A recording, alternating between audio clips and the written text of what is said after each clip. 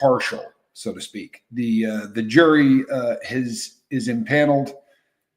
Apparently I wasn't live. Hey, everybody. Good morning. I am Tommy, and you are on The Lifeboat. Thank you, Spanky. I really appreciate the effort. We are waiting in Dedham, Massachusetts for the Karen Read murder trial. This is the second trial of Karen Read. The first, as most of you know, ended in a hung jury, meaning they were deadlocked and couldn't come to a decision. Kind of a bummer on that for those following the trial, because Miss Karen Read, who is an adjunct professor and a woman who worked in the financial sector as well, is charged with killing her boyfriend, a Boston cop by the name of John O'Keefe.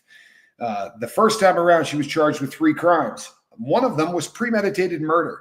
Right. In fact, both were variations of very, very severe crimes that carry very severe penalties. The third was basically busting somebody for killing someone with their vehicle because they were loaded. Right. It's called different things in different states.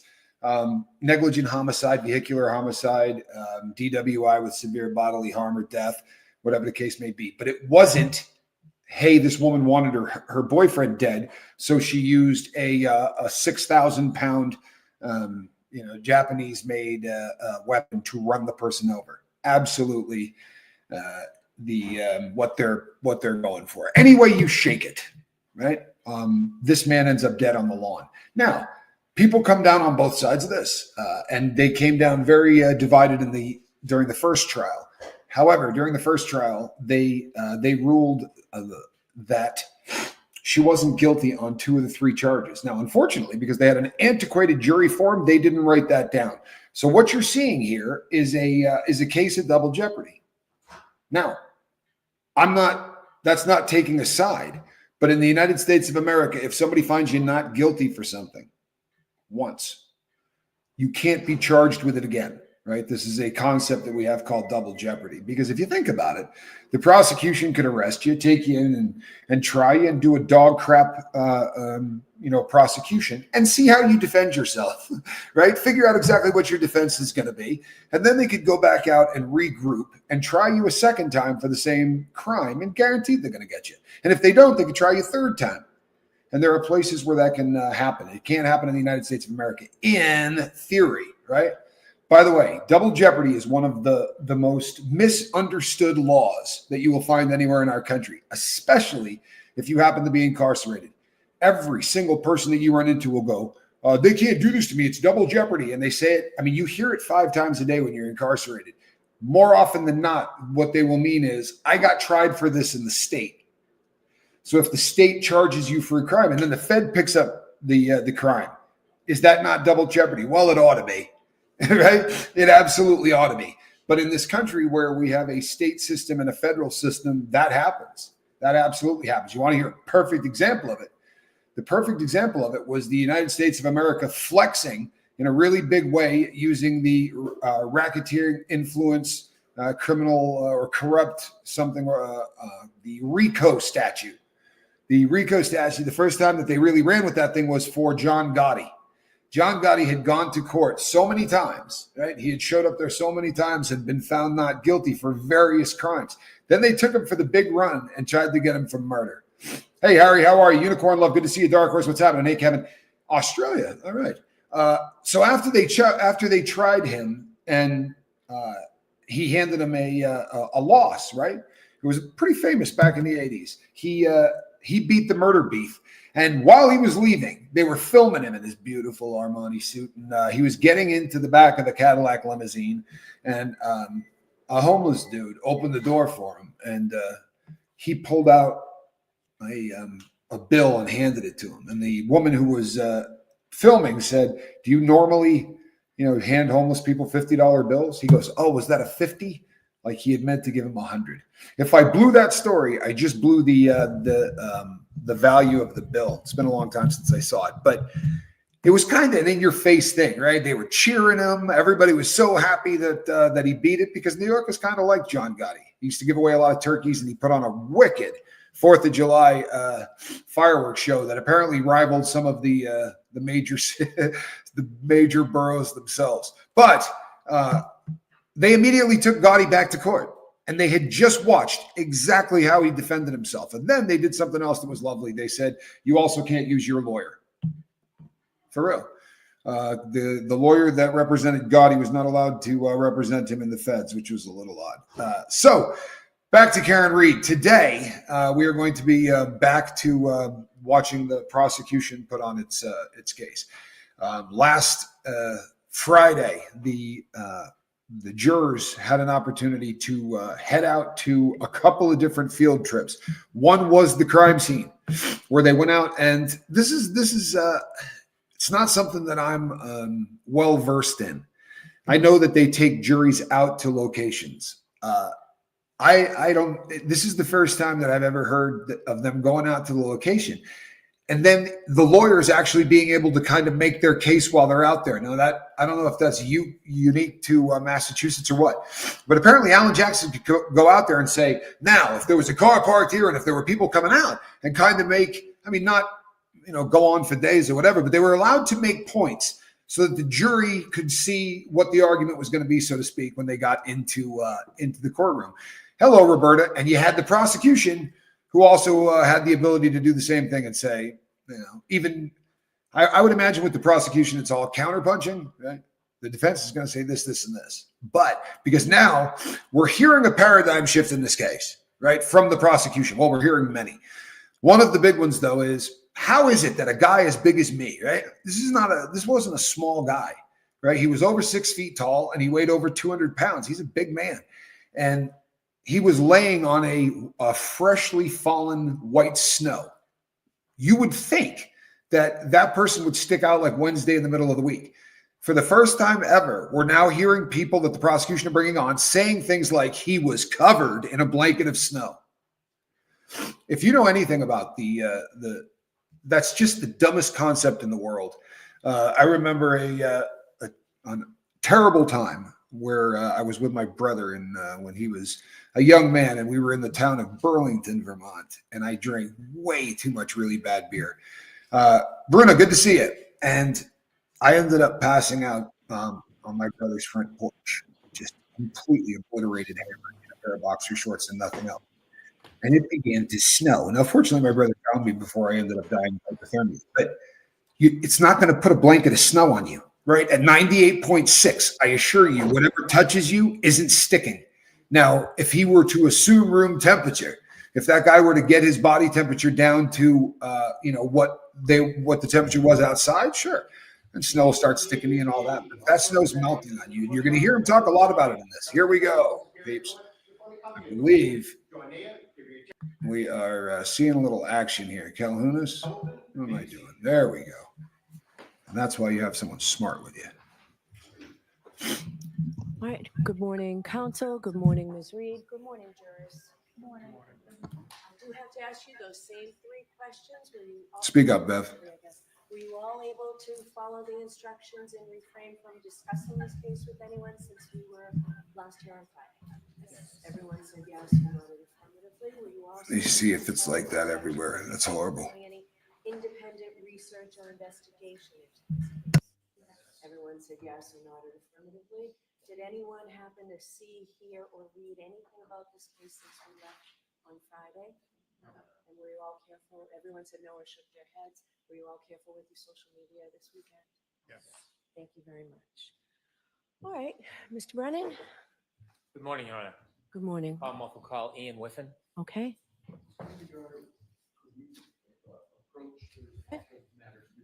All right, just come on up.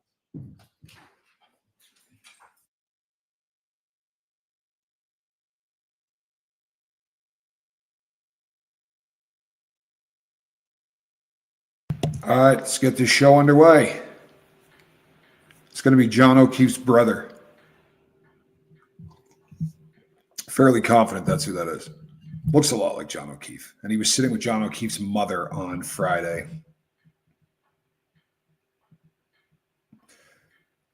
The courts go to the scene of crimes in Australia too. Did they allow the prosecution and the defense to make their case out there, Harry? Because to me, that's fascinating. I understand the need to see the crime scene, and I've seen that done in other cases before.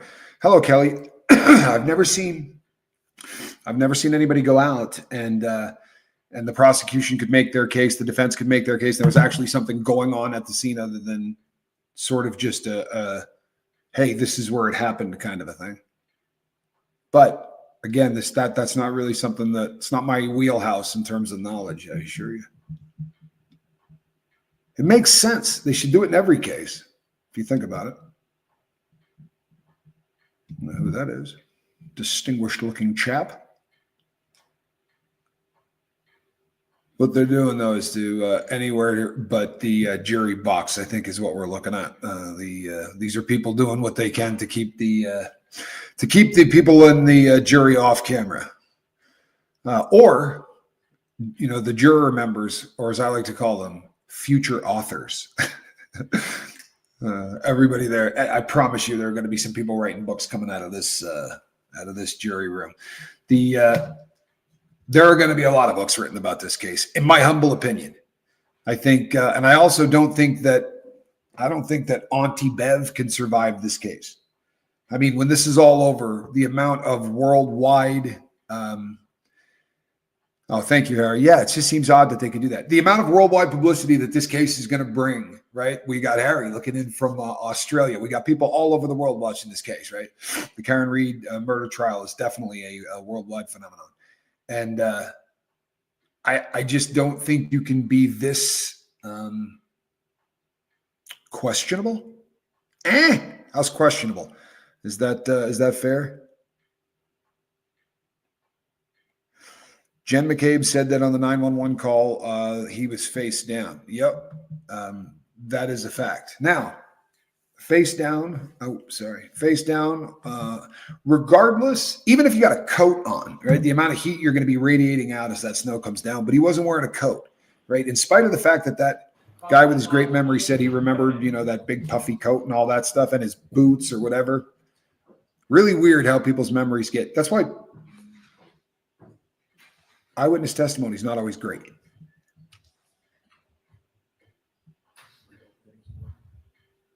Face up quick and raise your right hand. This guy never speaks up. That drives me nuts. Fortunately, you can read it. May I, Your Honor? Yes, please. Good morning, sir. Good morning.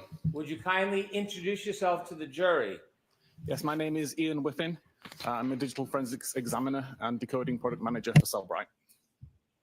You just mentioned Cellbrite. Is that where you work? It is, yes. And you're a forensic examiner. I am. Can you tell us a little bit about Cellbrite, where you work? Yes, Cellbrite provides digital forensic solutions to customers globally for access and decoding of digital artifacts from devices. Where would you find a digital system? Is that designed to a phone or is it all systems?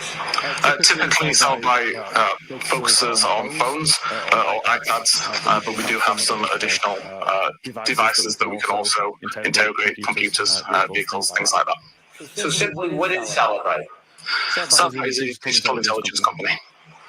Do they use a certain type of software? Do they brand a certain type of software?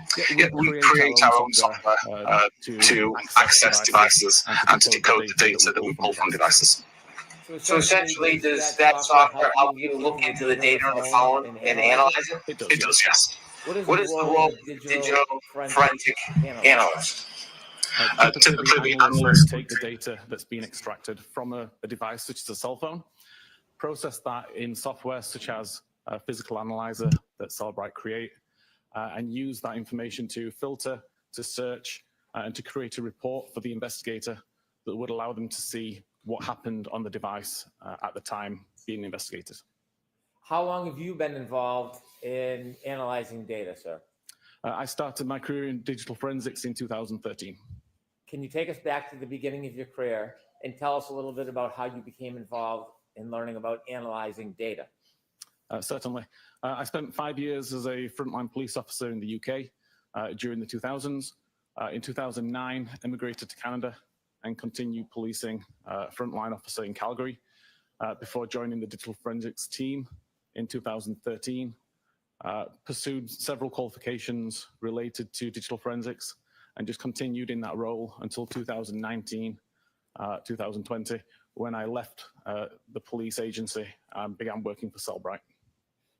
While you were working at the police agency and began your career analyzing data, were there special classes that you took? There were. In order to be a forensic examiner in Canada, you have to take a 3-week foundational course in Ottawa, basically covering the basics of digital forensics. And then from there, other courses are available that would focus on things like cell phones, would focus on how to get data from different types of devices. And then there's industry qualifications that can be sought as well, where you can focus on particular types of device or particular types of data. Does software in this field continually change? It does. Every time an update is released to an application or to an operating system, there's the opportunity for the foundation of that software to change. And from a forensics point of view, you have to re-understand what has changed, make sure you understand what is now happening on that device, and provide that information to the users. As you've progressed through the field, do you continue to take classes? I've not taken a class now since I actually joined Cellbrite and did the basic foundational courses that Cellbrite offer. But prior to that, I was doing courses across the industry. Do you teach courses? I do teach webinars. I don't teach any actual courses, although some of my research and some of my tools are taught to examiners in many of the industry standard qualifications which users seek. Do you ever write papers about the subject that are published? I do. So I have a blog where I publish my research. Sometimes some of those become papers which get peer reviewed and distributed in more academic channels. So when one of your papers is peer reviewed, can you tell us what that means? Yeah, essentially, other forensics examiners would read over the paper that I've written, do their own testing, compare their testing and research to what I've conducted, and make sure that what I've said is consistent with their findings. And presuming that what they find is the same as what I found, then they would agree that it's a valid document and it gets shared. Take us now to Cellbrite. When you began working at Cellbrite, what did you do? When I started there, I was considered the senior digital intelligence analyst. My role was to help the developers of the software understand the role of a digital forensics examiner, what an examiner needs from the tool, what an examiner wants to do with the tool, and how they want to use it. And then since then, I've progressed to the decoding product manager, where I can manage the backlog of software applications that we support, decide how we should support those applications, and how that information should look to the users. Do you do research? I do still do research, yes. It's not my primary function within Cellbrite, but it's something that I've continued to do throughout my career. Have you ever done any programming? Yes, again, I'm not an official programmer with Cellbrite, but I do program as well. And I have several tools which I've written myself for the last few years, since around 2015. Tools that I wrote to do the things that the vendor tools didn't do, and to offer examiners things that the vendor tools didn't offer.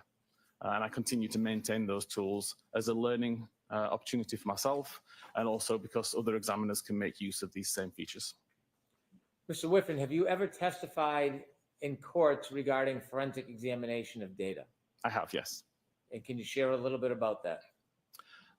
I've been qualified as an expert in Canada, Australia, the UK, in total around 20 times. I want you to take us now to the Cellbrite software. We talked a little bit about it. I don't want to go into too much detail, but can you help us explain how software works like Cellbrite software? Yes, so fundamentally, when we've got data from a device, it's a series of files, a series of databases, property lists, all manner of different structured data. The software that we create knows where these files exist, knows how to read these files and what the data inside them means, and provides a clear view for the user to view that data. As an example, if you were to look at the SMS database on a device, all you would see is a long list of messages that don't really have an easy way to interpret or to read them. Our software takes that information, converts it into a conversational view so that as a user, you can read the data. You can see who sent what message, what time it was sent. We can do decoding and decryption of various different types of security to give the user as much information as possible. Is there other software available in addition to Celebrite? There's multiple vendor supplied tools and multiple tools available that are maintained by users in the community like myself. Does a forensic examiner, should they rely simply on the software program, or is there more to do other than the program itself? The software program is great at finding the data and displaying the data, but I always maintain it's the role of the examiner to actually understand what that data means and provide context and validation for what that data means, making sure that the end user of the report, whether that's the investigator, a judge, or a jury, can understand what that data actually means rather than just taking it at face value from the software.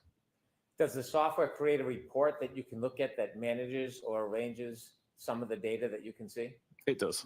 It just creates a list of all of the results that the examiner wants to include in the report.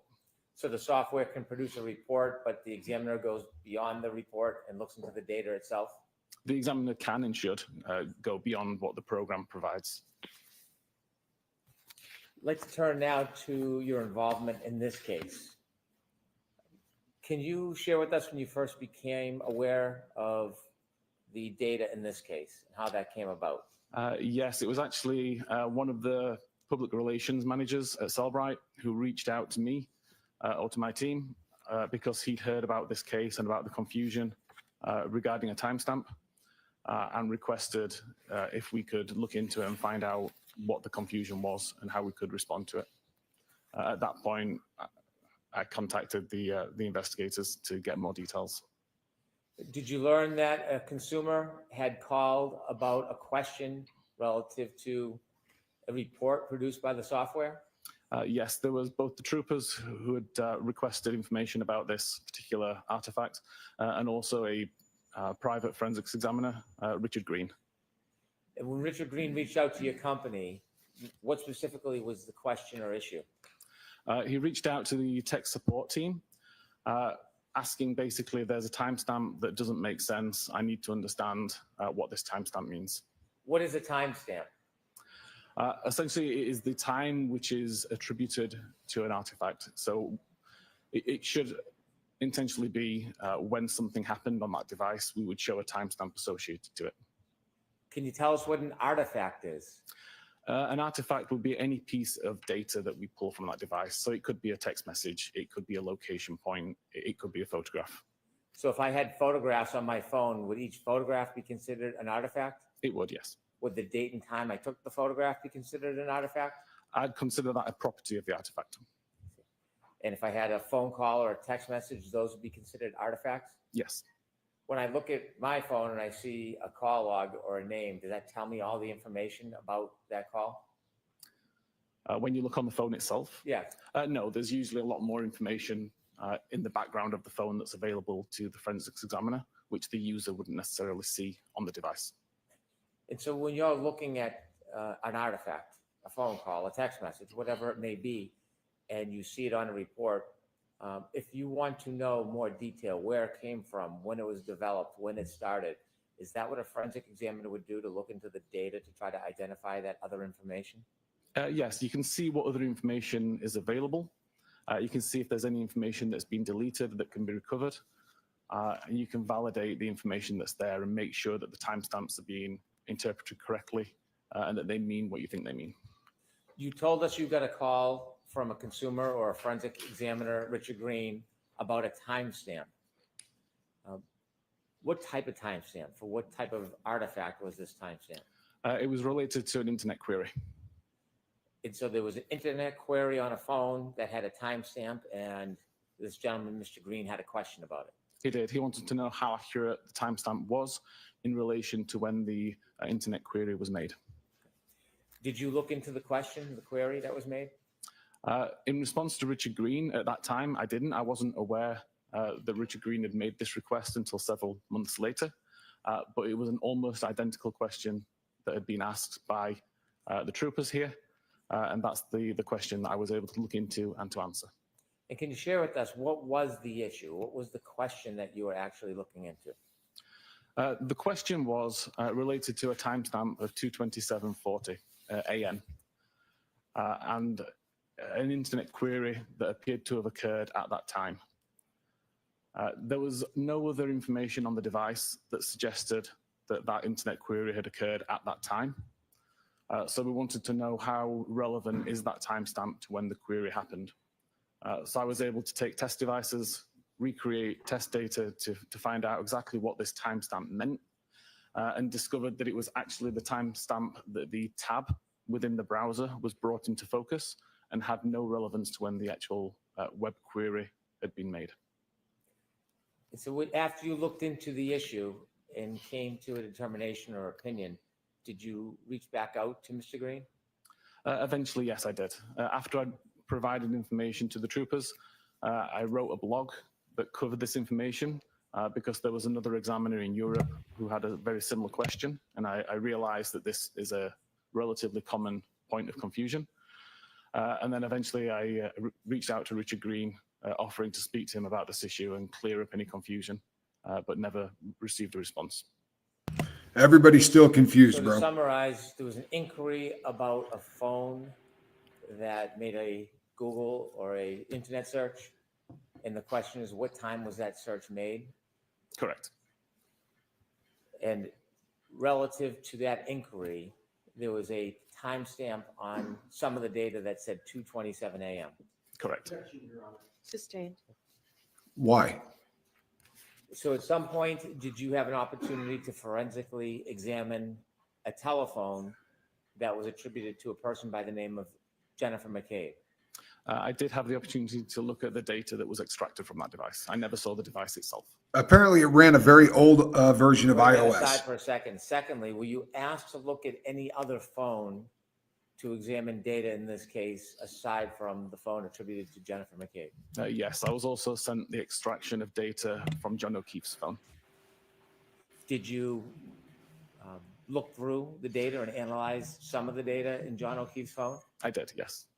It's disturbing when you got two So I wanna witnesses that walk say the through exact both opposite and your they're supposedly experts. Analysis of Jennifer McCabe's phone, but also of John O'Keefe's phone. So if we can first start with Ms. McCabe's phone. Yes. Did you actually receive her phone? I didn't know. It was just a download of the extraction.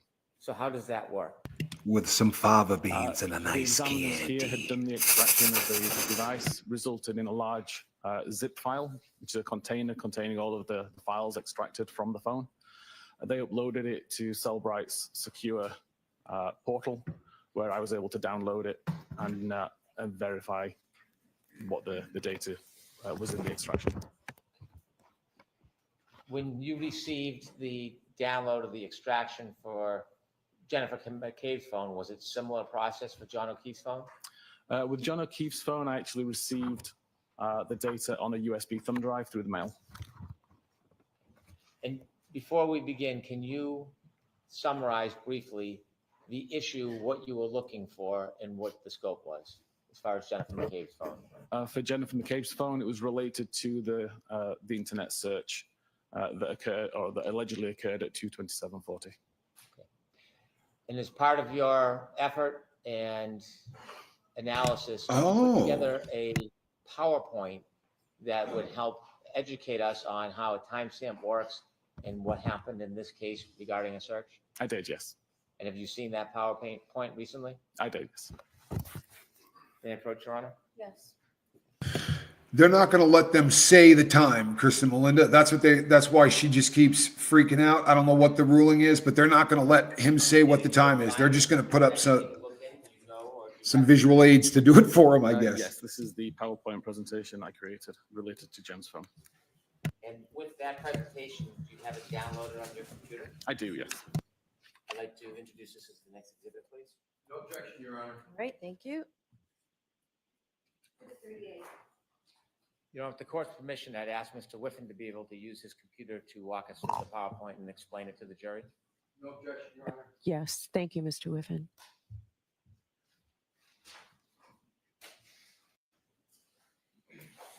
Okay.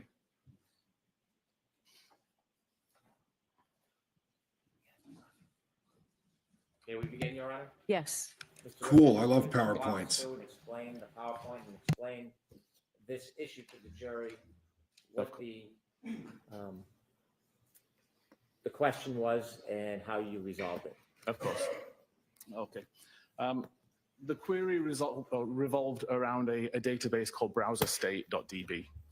Browserstate stores information about Safari internet browser and about the tabs that the user has either had open or has open. Fundamentally, in this presentation, I wanted to include information from iOS 14 and earlier.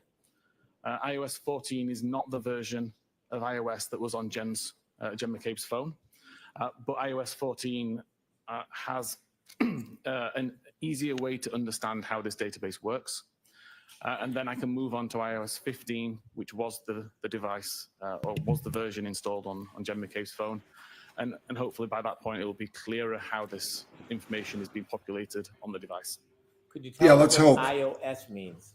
iOS is Apple's proprietary operating system available on iPhones. Thank you.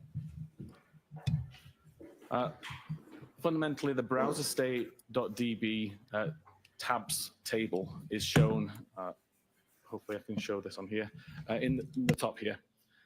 The real database has many more fields, but these are the fields which are important for the demonstration to just see the row ID, the timestamp that's recorded, the URL or the web address, and the title of the page.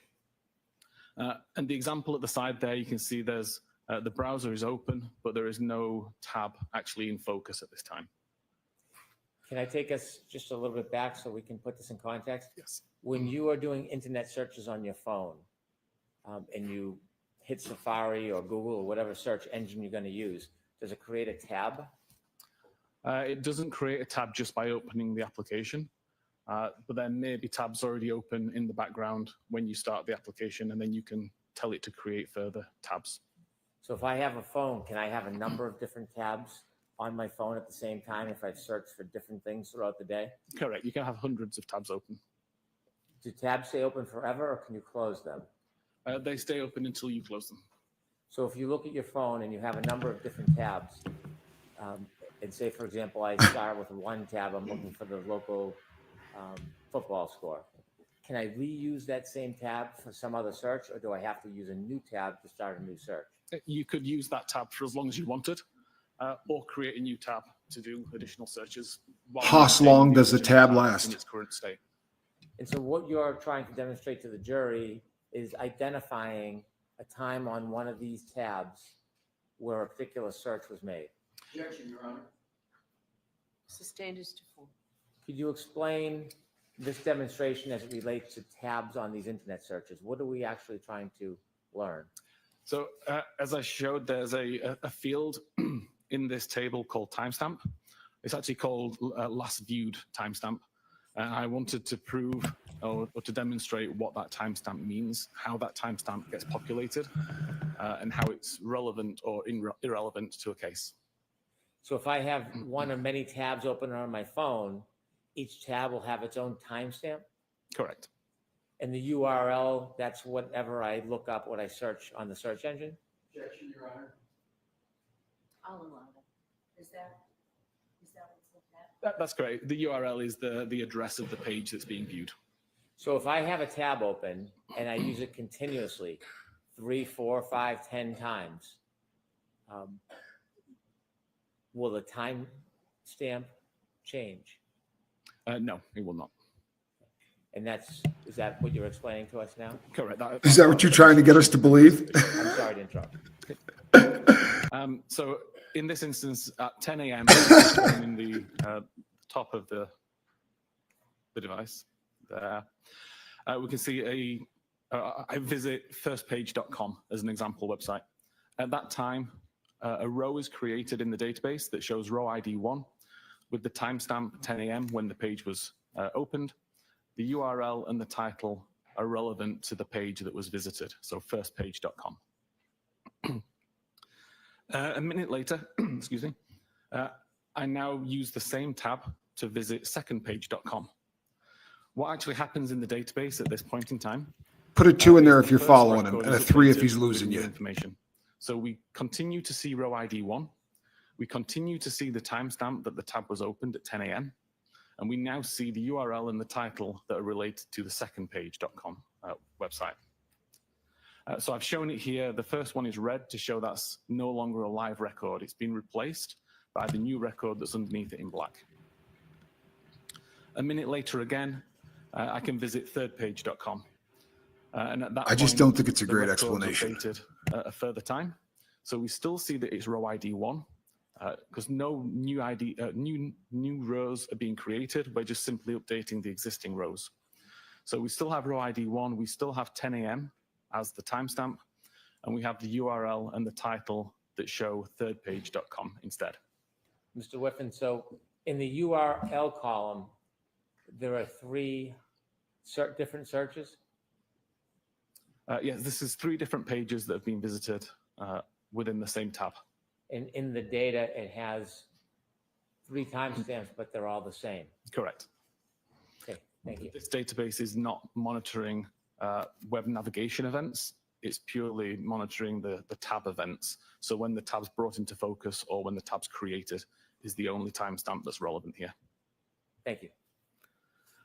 From a non-forensic point of view, if I was looking at this database in a regular database viewing tool, all I would see is the black record at the bottom. I wouldn't see the other 2 records because they've been essentially overwritten by the third record.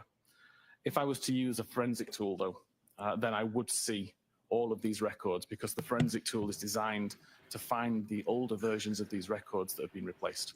Then how did we know she was Again, from a Googling forensic point of view, I basketball would see all of these records, prior I would to see the all Haas different long to die? URLs, and I would see the same timestamp and the same row ID for all of them. This fundamentally changed in iOS 15, and I've tested this on multiple versions of iOS 15, 16. That's what they're 17, saying, Kelly 18, Gerling, but the including defense has iOS an expert that says the 15.2.1, exact which opposite. is the same version of iOS installed on Jen McCabe's phone. In this case, the data is not written to the database immediately. So I've tried to show here that we have some in-memory variables, so essentially a short-term memory that the device knows exist, but aren't written to the database yet, so they're not written long-term. So in this case, if at 10 a.m. I go to firstpage.com, we see that the in-memory variable for timestamp URL and title are updated to show a 10 a.m. timestamp and the firstpage.com information. And the iOS 15 that he's doing right now browser state tables, tabs table, and is a nothing preemptive has been strike written to the that defense. database at this time. So can I ask you a question about this browser state DB? What does that mean? What does that tell us? The browser state.db is just the name of the database that Apple are using to monitor the tab activity on the device. Will a cell phone have a number of different databases it will send information to, or is it all one database? There are hundreds or thousands of databases, depending on what applications are installed on the device. Each database typically targets a different application or a different feature. Can information from a URL or a Google search or a Safari search, can it leave data on different databases, or does it always go to one database? It can leave on different databases, for sure. Thank you. So again, to continue this example, if I now go to secondpage.com a minute later, we can see that now the in-memory variable is updated. So the timestamp still remains 10 a.m., the same as it did previously on iOS 14, but the URL and the title are updated to reflect the current web page that's being viewed. Again, nothing has been written to the browser state database. I can go to thirdpage.com. Again, we see the in-memory variables for the URL and the title are updated, but the timestamp still remains the time that this tab was brought into focus or created, not the time that the navigational event occurred. This sounds like BS to me. It did in the first Still trial, and it does nothing's been now. written to the browser state database. And it's not until you actually close the tab that the information gets removed from the in-memory variables and written into the database. And at that point, the information written to the database is whatever was in the in-memory variable. So right now, all we have is a single record in the database that shows the 10 a.m. timestamp. That's when the tab was opened. And we have the thirdpage.com URL and title information, which is the most recent web page visited in that tab. I just looked at my I phone was looking at this data since the last using a trial. regular database tool or a forensic database tool. The only record that I will see is this particular record. There may be multiple versions of this record, but still would only show me this timestamp and this URL information because this is the only information that was ever committed to the database.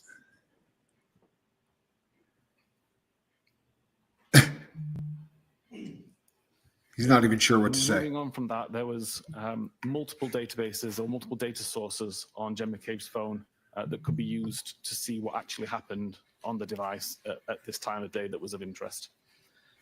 So the analysis I did looked at the browser state database that we've just described, the history database, which is what is tracking the navigational events. So every time you visit a website, and the website fully loads. Yes, Kelly, it's exactly what I'm saying. The history database to say this this URL was visited at this time. And that's the information that as a user you can see when you look at the internet history in your device. It will list all of the web pages that have been visited.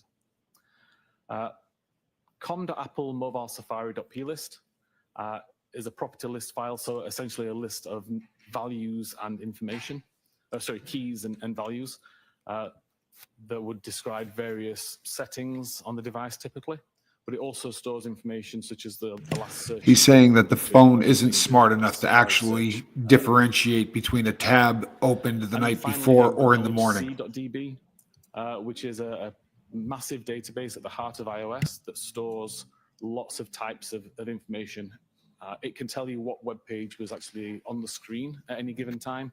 It can tell you when the backlight came on, when the backlight went off, when the device was locked or unlocked, the battery level, lots of different types of information, but useful here for the web pages that were being viewed.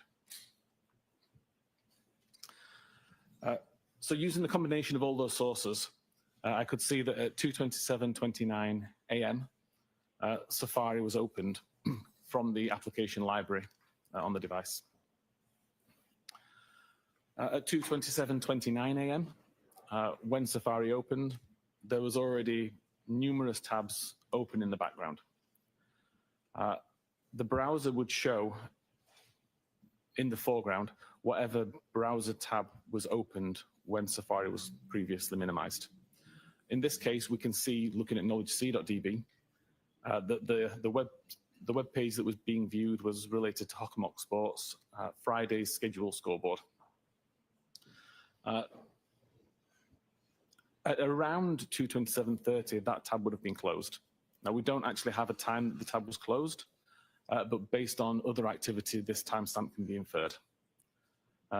Essentially, when this tab was closed, a record is created in the browser state database that shows the timestamp 1:59:44 a.m. That would have been the tab at the time that the tab took focus, and then the Hockomock Sports Friday schedule scoreboard URL. At 2:27:31, there was a browser switch occurred, and the last visited timestamp that's held in memory would have taken the time that this occurred, so 2:27:31. This URL was PayPal. There was no navigational event listed in history, so this wasn't a page that was visited from a bookmark or from typing in a URL. It was whatever was currently shown in that tab when the tab was brought into focus. And we know that this exact URL was last visited at 7:40 a.m. on the 28th of January. This is evidenced in browser state and in knowledgec. Around a second later, that tab gets closed, and that record gets written to the database with a time of 2:27:31, because that's the time the tab was brought back into focus. It gets written with the URL and the title information related to PayPal. At 2:27:33, another tab is brought into focus from the background. This one related to Eastern Bank. Again, the last visited timestamp would be updated because this tab has now been brought into focus, causing the timestamp to change. You got a We know better that this chance of particular explaining a website was Rubik's visited Cube at to me 8:02 over a on the telephone. 27th of January, and there's no new navigational events at this time. So we know it's just brought into focus and visible on screen according to knowledge C and browser state databases. That tab gets closed and it gets written to the database. This again is going to show, and I've just noticed there's a typo on here and the timestamp at the top is showing incorrectly. But essentially it's closed around this time and the Eastern Bank URL is written to the browser state database with the 227.33 timestamp. At 227.35, we see that there's a YouTube video shown on screen related to It's Raining Men. This shows in Knowledge C, there's no new navigational event for it, but there's also no timestamp in the browser state database at this point. This is because this page is actually, or this tab is brought back into focus a second time. And when it gets brought into focus the second time, the timestamp that's attributed to it overwrites the timestamp that would have been written at this point. Sounds convoluted, but essentially, if you imagine that the timestamp here said 227.35, but then there's another tab that's brought into focus related to Hockomock Sports at 227.36. Mr. Whiffen, can I ask you a couple questions? Yes. This timestamp 227.36, does that indicate the time when this tab was actually opened? Yes. The time that the tab was brought into focus or opened. What does it mean brought into focus? If you imagine you could have 5 or 6 or however many tabs in the background, you select one of those tabs to view, it makes it full screen, that would be considered in focus, and that would cause the timestamp to be updated. We got some So if someone had an open tab that had a timestamp. prayers for Lisa and Miller, then they put it please. in the background to look at a different tab, but then went back to. I hope the you feel earlier better, tab hon. and opened it. Would it create Good a to see you, Cindy. timestamp? It would update the timestamp.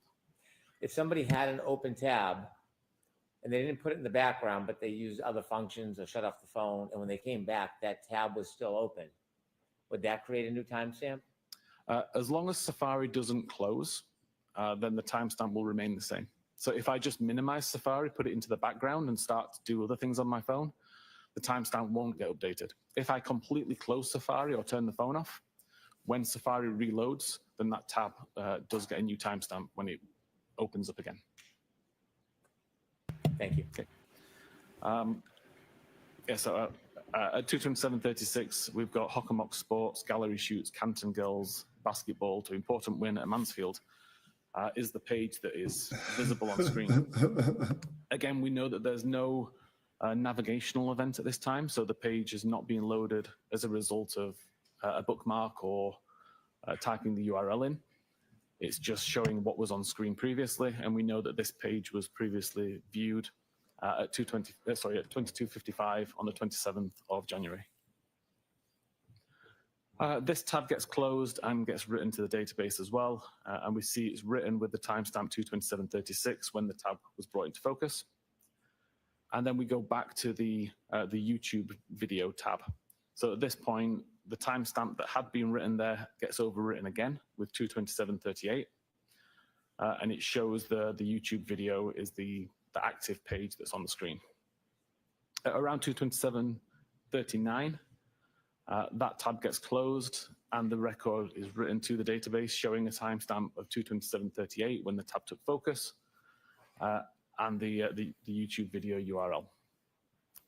Then we move to 227.40, which was the time of interest. And we Good to see you, my brother. The switch occurs, causing the last visited timestamp to take on the time of 227.40. This is the tab that was ultimately used to search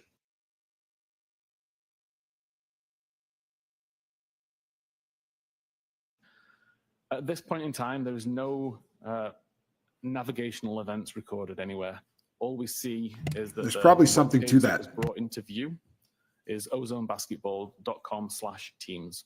This web page was last visited at 14 minutes after midnight on the 26th of January. We know that this is on screen because it tells us that in Knowledge C, and we know that the time is 227.40 based on knowledge C timestamps and based on the browser state database timestamp. At 227.42, Hey, Ohio State girl, good to have you. web navigation event. Whether this is loaded from a bookmark or whether it's typed in, I can't say. But a web navigation event occurs using the same tab that's just been loaded. And now the web user navigation is event. loading the web page hockermocksports.com/standings. This is logged in the history database that shows what web page is visited when. And it also shows in the knowledge C database to show what web page is on screen at this time. Mr. Whiffen, in the slide before 227.40, you mentioned that was the tab in question. Yes. Do the following pages that you show us in the PowerPoint follow that one specific tab? Yes. Thank you. Living the dream, girl. Living the dream. So at 227.47, there's another web navigation event as the web page hockermocksports.com/schedules is loaded. Again, this is evidenced in the history database to show that a navigation event occurred and completed, and in Knowledge C to show that this is the web page that was viewable on screen. At 227.53, there's a further web navigation event where we're now now loading the page hockermocksports.com/schedules/girls hockey. Again, this is evidenced in the history database and the knowledge C database to show what page loaded and what page was visible on screen. Girls hockey. At 227.58, there's a further navigation event for girls hockey Franklin 21-22. Wasn't it basketball? Again, this is logged as a navigational event in the history database and shown on screen according to the knowledge C database. So I understand these are all subsequent searches on the same open tab. Correct. Your Honor. Are these Sustained as to full. are these all subsequent searches on the same single open tab? There is no tab switch event listed. We see the tab switch event occur at 227.40, and then we see lots of navigational events occur. Thank you. At 228.06, Safari is minimized, so it's removed from focus so that something else could be viewed, or the phone is locked. Is remove from focus different than closing? Correct. If you remove it from focus, it's essentially going into the background, but it's still open. It's in its current state, just in the background, versus if you close it completely and have to reload it later on. So in this particular state, the timestamp doesn't get changed. And 6 years from now, you could go and it would have the same timestamp. Safari is then not In used theory. again until 6:23:37, when it's open from the background using the icon in the app library. At this point, when it loads up, the same page that was open when Safari was minimized is shown. So we still see hockermocksports.com/schedules/girls hockey/Franklin/2021-2022. When did she get to basketball? There's no navigational event at this point, so we know that it wasn't completely reloaded. It's just showing what was on screen previously, and it's evidenced in the knowledge C database. At 6:23:49, there's a cache file created. The cache file is related to how long to digest food. Now, these particular cache files show up as suggestions in Safari. So as you're typing in a query or a word or a URL, for example, Safari tries to take that information and make suggestions based on what it thinks you might be searching for. So if, for example, you were to type in how long to die with the word spelled just DI, Safari can mistake that for how long to digest food, and it could present this information. And up until about 12 months ago, this is the information that was provided by Safari. If you were to do this search, if you were to type in how long to DI, you would get the result that's shown at the top of the screen with an image of somebody eating a plate of food. And this is the image that was cached onto Jen McCabe's phone at 6:23:49. What does cache mean? Essentially, downloaded now for use later. It's a stash. Download it, it will save it in case it's required again. If it is, it doesn't need to download it, it's already there. if it's not required again, eventually it will be deleted. So is it stored information from prior events that's available in case the device thinks you're looking for it? Yes, so at this point in time, at 6:23:49, when it downloaded it, that's the first time that it's downloaded this image, and it stores it. If an hour later, for example, I did the same search a second time, it wouldn't need to re-download the image because it's already got it in cache. So this, the creation time of this image shows that this is the first time that this cache file was downloaded. A few seconds later, at 6:23:51, the blue button at the bottom of the keyboard is used to submit a search for the term "How long tid I in Kikdi?" CIKD. Now, in her defense, she's pretty stressed out. It's cold. URL in Safari, which is shown on screen here. So google.com/search "How long tid I in Kikdi?" IE UTF-8, OE UTF-8.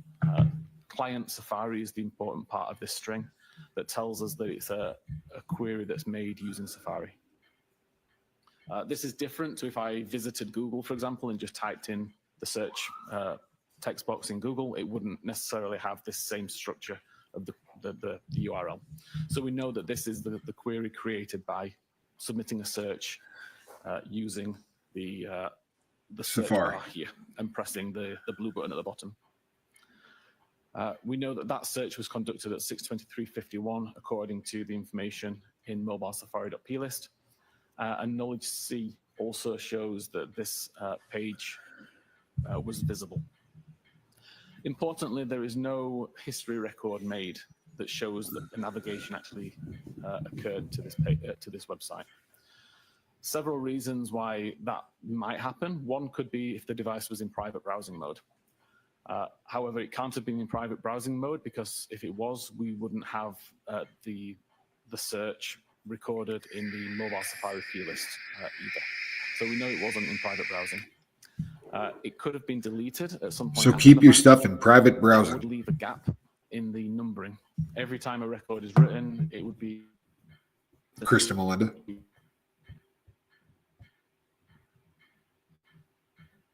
Not just books. Did this guy stop talking or did we freeze up?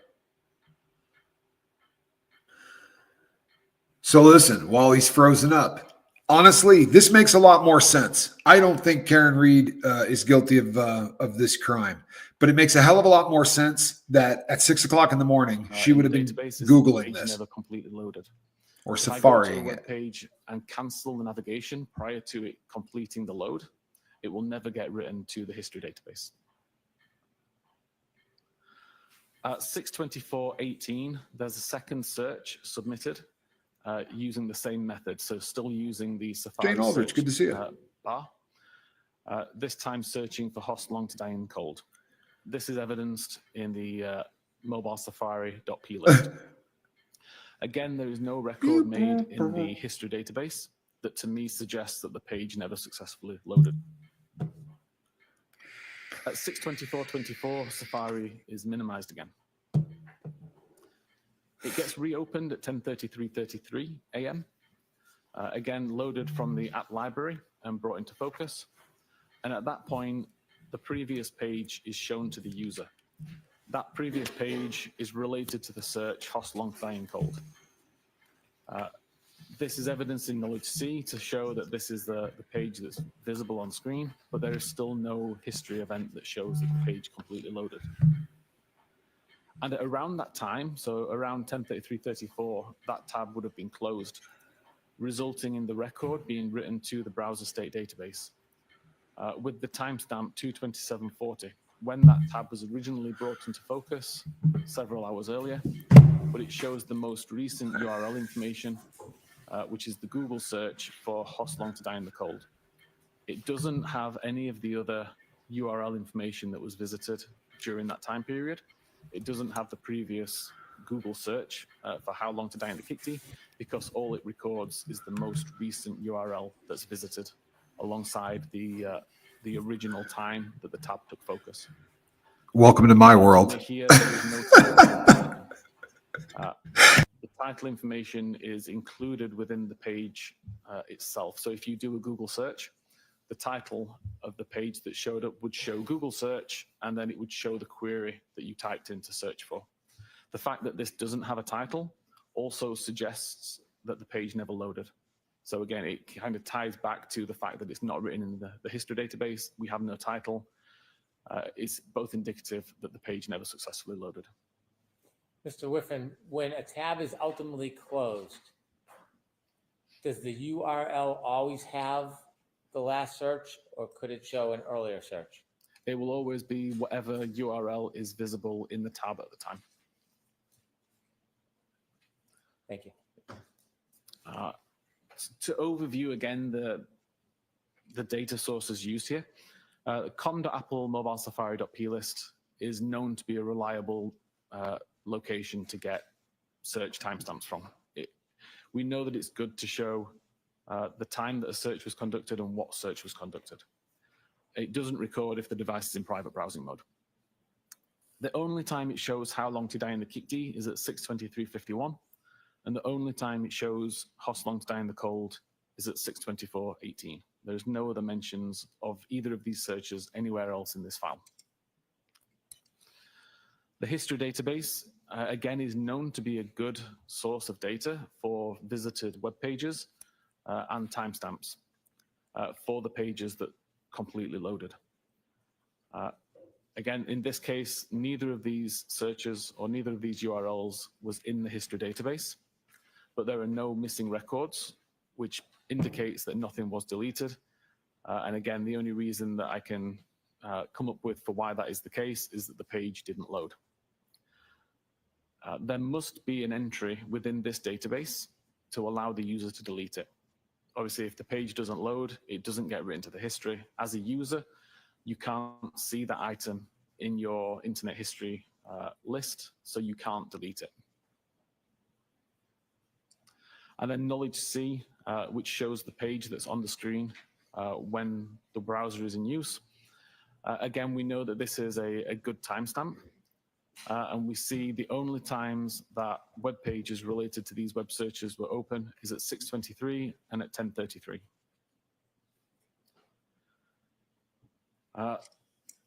There were multiple deleted records in the browser state database. It wasn't just the record for how long to die in the cold.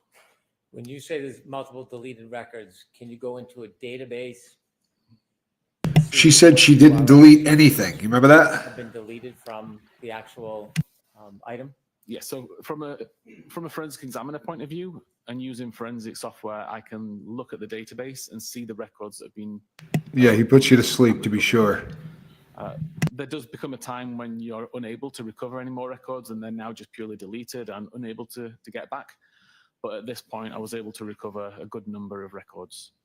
And these were the 5 that I thought it was important to focus on for here. You can see that 3 of them occur at 2:27. So at 2:27:36, 2:27:38, 2:27:40.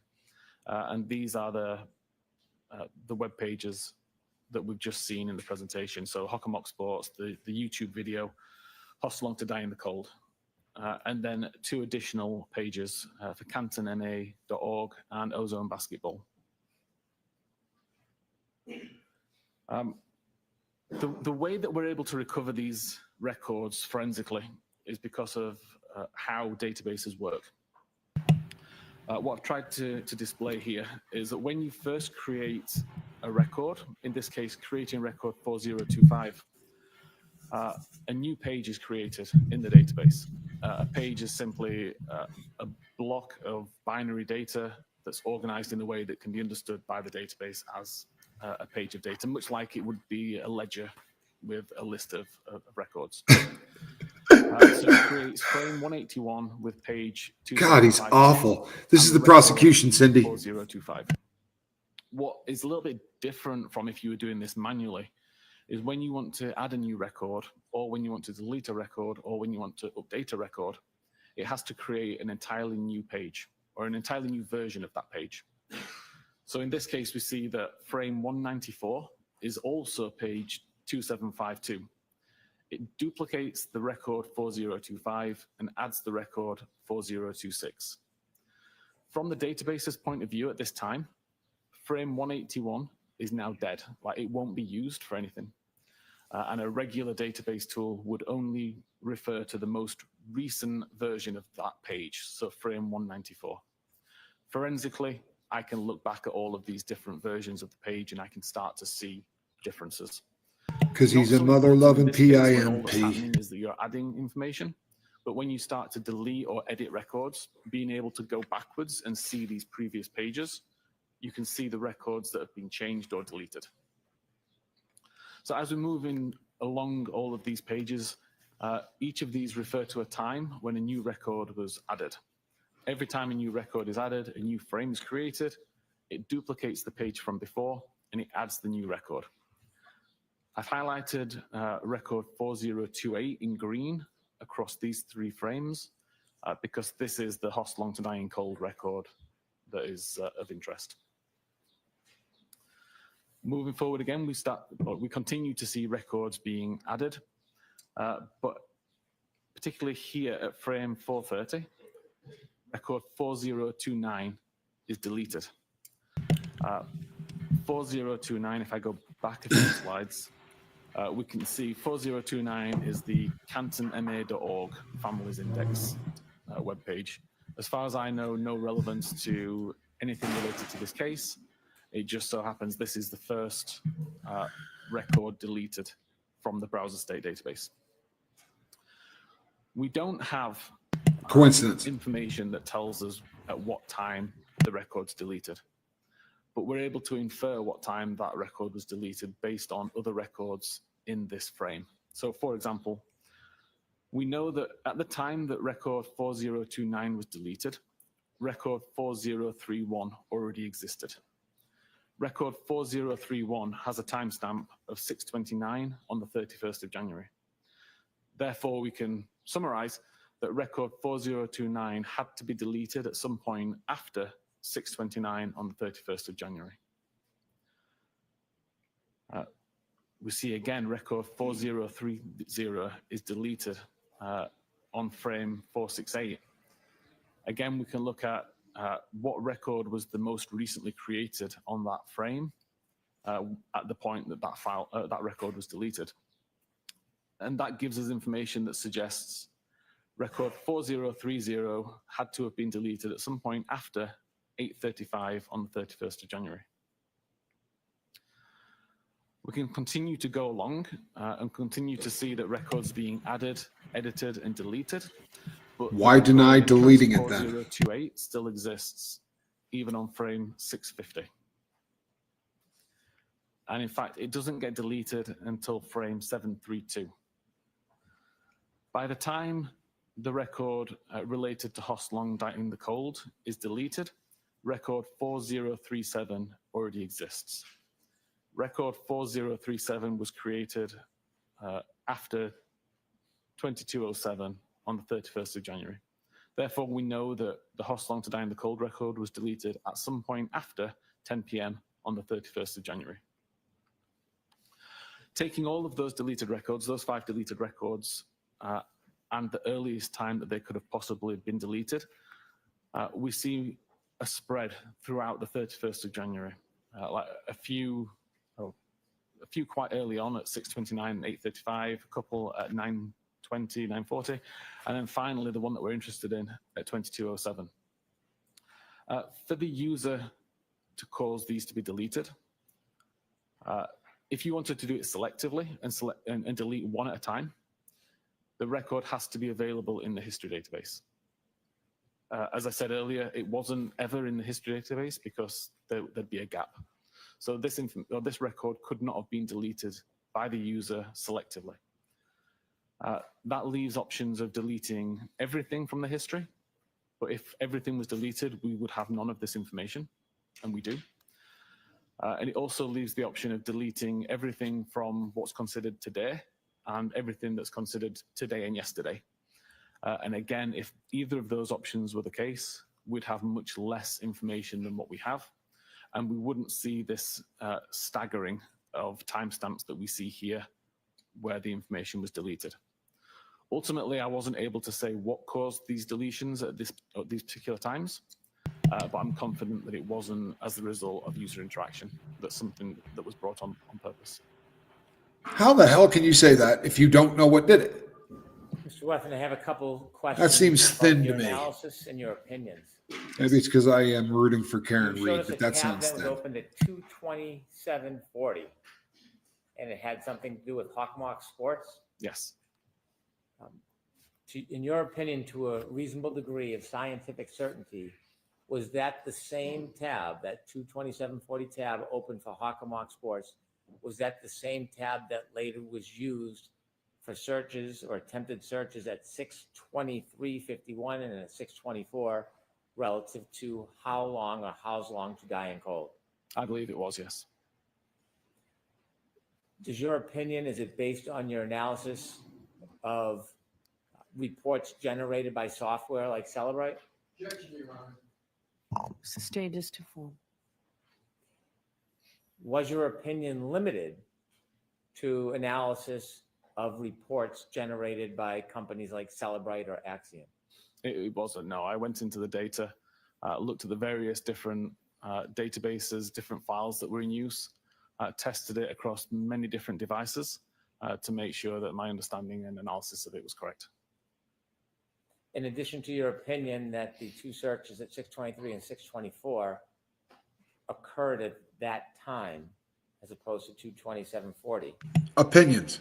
did you also, when analyzing the data, come to an opinion whether or not either of those searches actually connected and produced results? Interesting. If either of those searches had connected, the information would have been written into the history database. The fact that it wasn't in the history database it strongly suggests it never completely loaded.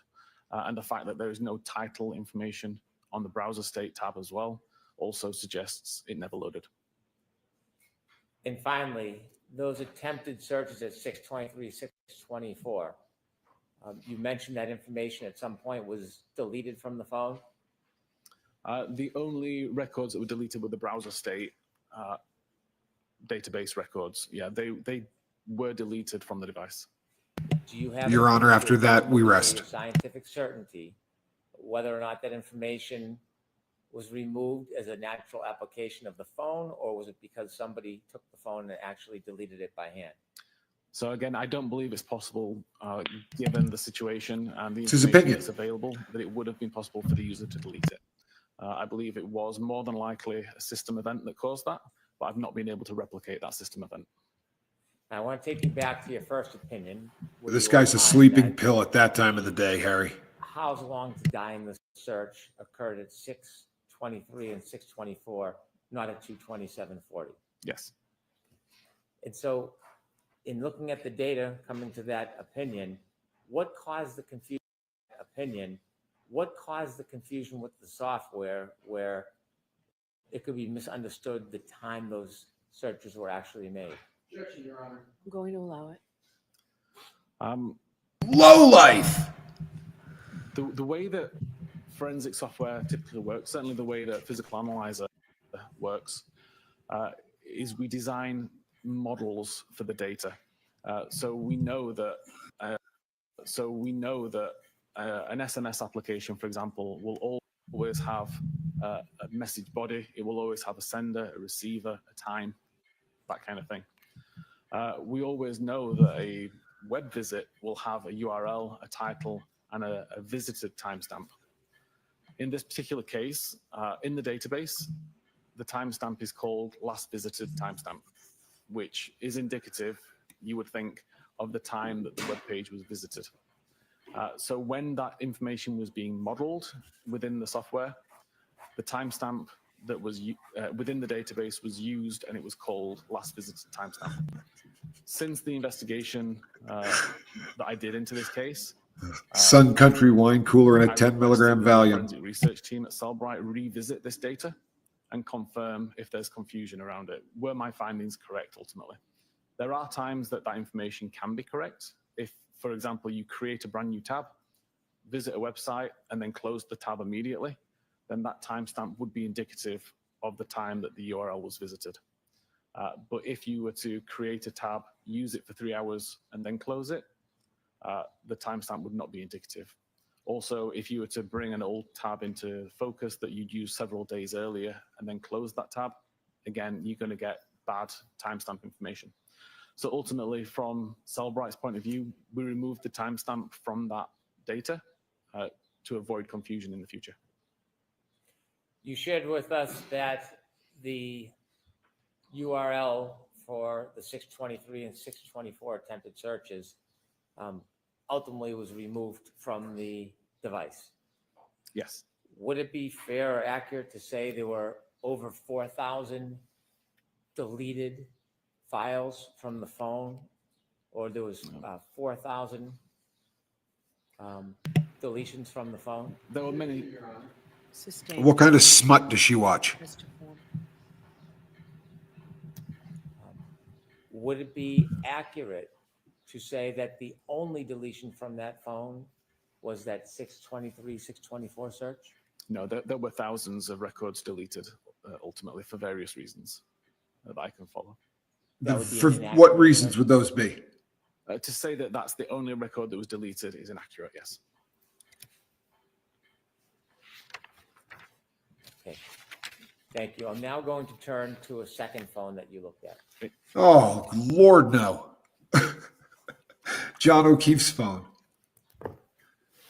You told us that you looked at two phones. The second one was a phone that was, or is attributed to John O'Keefe. Correct. Boy, does that sound good. When you looked at the phone for John O'Keefe, were you looking at things different than we looked at on the phone attributed to Jen McCabe? I wasn't as interested in internet data. I was more interested in location and health and anything else that could be useful. Before we show any presentation, I want to get a little understanding of what you looked for and what you found. Were Another you looking for PowerPoint. what's called location data? I was, yes. Was there a period of time that was important that you were looking for relative to location data? Typically after midnight and before 6 a.m. That's We'll January let it all 29th, hang down. 2022? It is, yes, sorry. How does a phone, like an iPhone, store location data? Multiple ways that it can be stored. Primarily, there's a database called cache.sqlite. And every time an application requests location data from the device, a feature called location services on iOS tries to calculate the device's location using a combination of technologies, GPS, Wi-Fi, cell tower, and Bluetooth. Calculates the device's location and stores that into the database as a latitude, longitude, altitude, timestamp, accuracy radius, information like that. Are there different types of location data that are captured and stored on a device like an iPhone? Can you define different types, please? I'm sorry? If you could define what you mean by different types. The different sources of data that are generated that then captured on an iPhone. Yes, so the application can specify how accurate it wants the data to be. So for example, if you're using a navigational application, you'd want high accuracy data. So the application would request high accuracy data from location services. Location services would then try to use GPS primarily to get location information. Versus if you were using a weather app, for example, where you don't really need to know precise information, you just need to know the approximate town maybe that the user's at. So a weather application would ask for low accuracy information, and the device may be able to calculate the location based on cell tower information, for example. Both can be stored in the database with the accuracy information that's available. Would a application that is devoted to navigation in your programming experience typically have stronger data, location data information than a more general application like a weather app?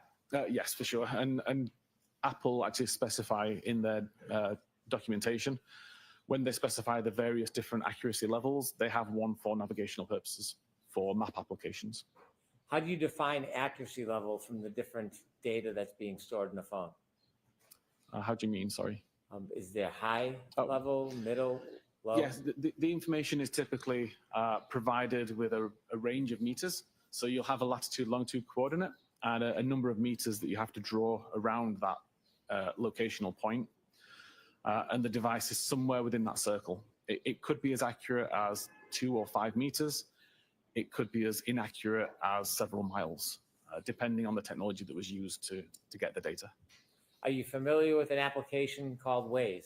I am, yes. Tell us what Waze is. Waze is a navigational tool, so you can plot a route and it will try to direct you the best way, avoiding toll roads, avoiding accidents, that kind of thing. What is the level of accuracy? Can you avoid drunken cops trying to kill you? That is generated by using Waze. That would be the highest level of accuracy. So it would aim to get GPS quality information of around 5 meter accurate. So why doesn't a programmer in every application just use the highest level location data for every application? Getting GPS data is not always possible. If you're in a building, in a basement, for example, you may not get that. But also, it can be expensive to the device in terms of processing power, in terms of battery requirements. So if it can find location information cheaper by using Wi-Fi networks, for example, then it would prefer to do that.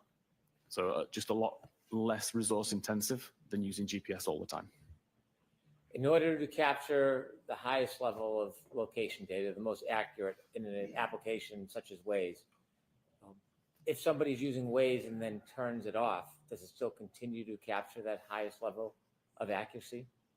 Typically not. It may do for a short time as it's still kind of working through a backlog.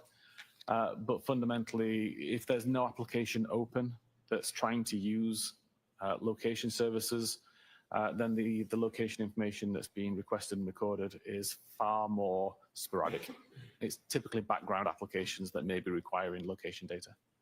When you analyze John O'Keefe's phone, in addition to the location data, did you also look into data known as health care data? Yes.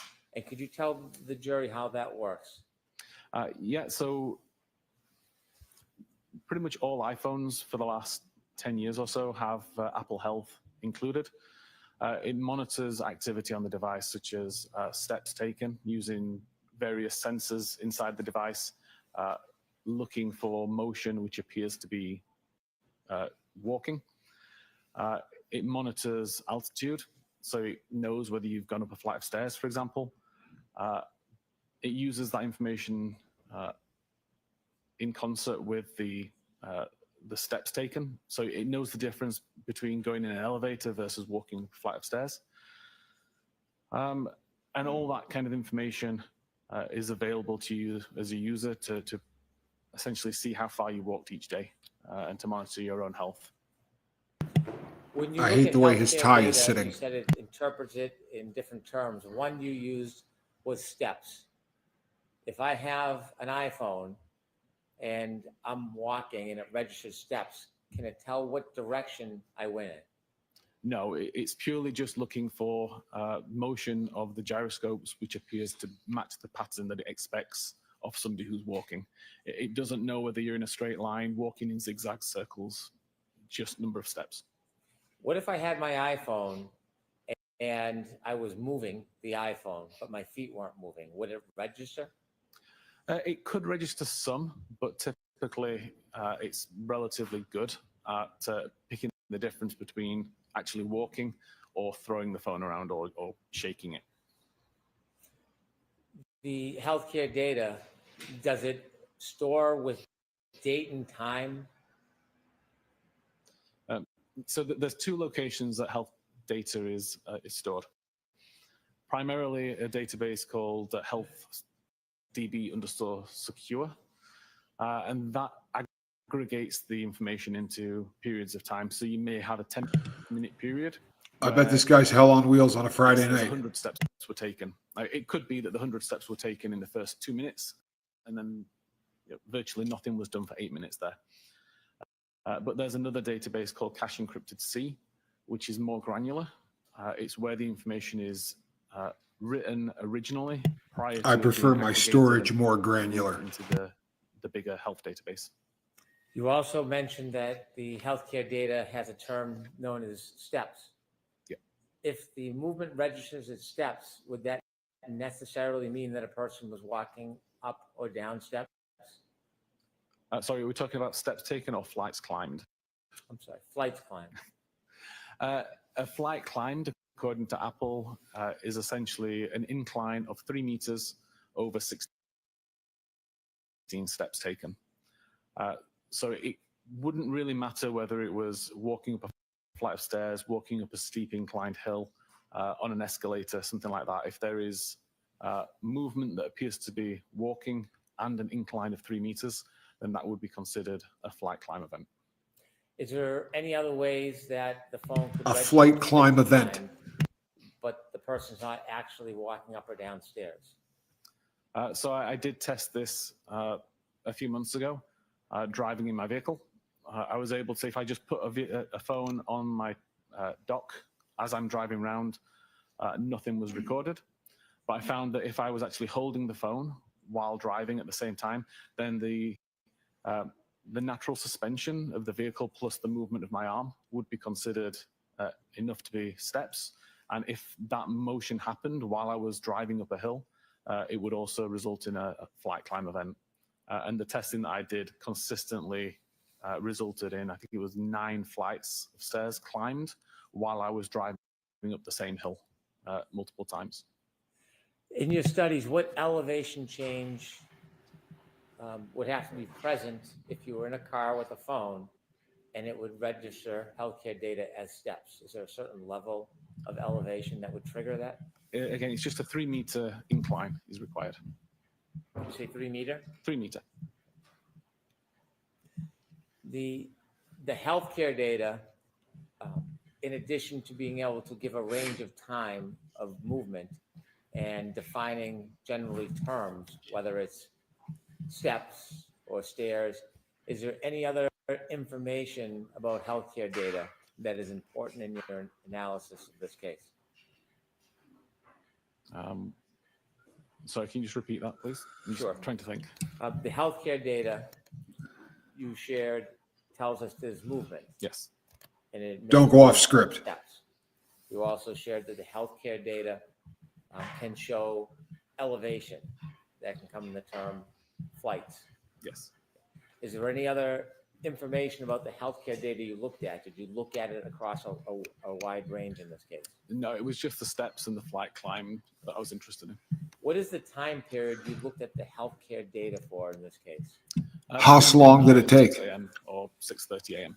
At midnight on January 29, 29th. 2022 till about 6 a.m.? Yes. And before we get to any presentations, did you see movement on that phone relative to healthcare data at different points through the night? I did, yes. Did you identify those different times in your report? I did. You created a PowerPoint for Mr. O'Keefe's phone.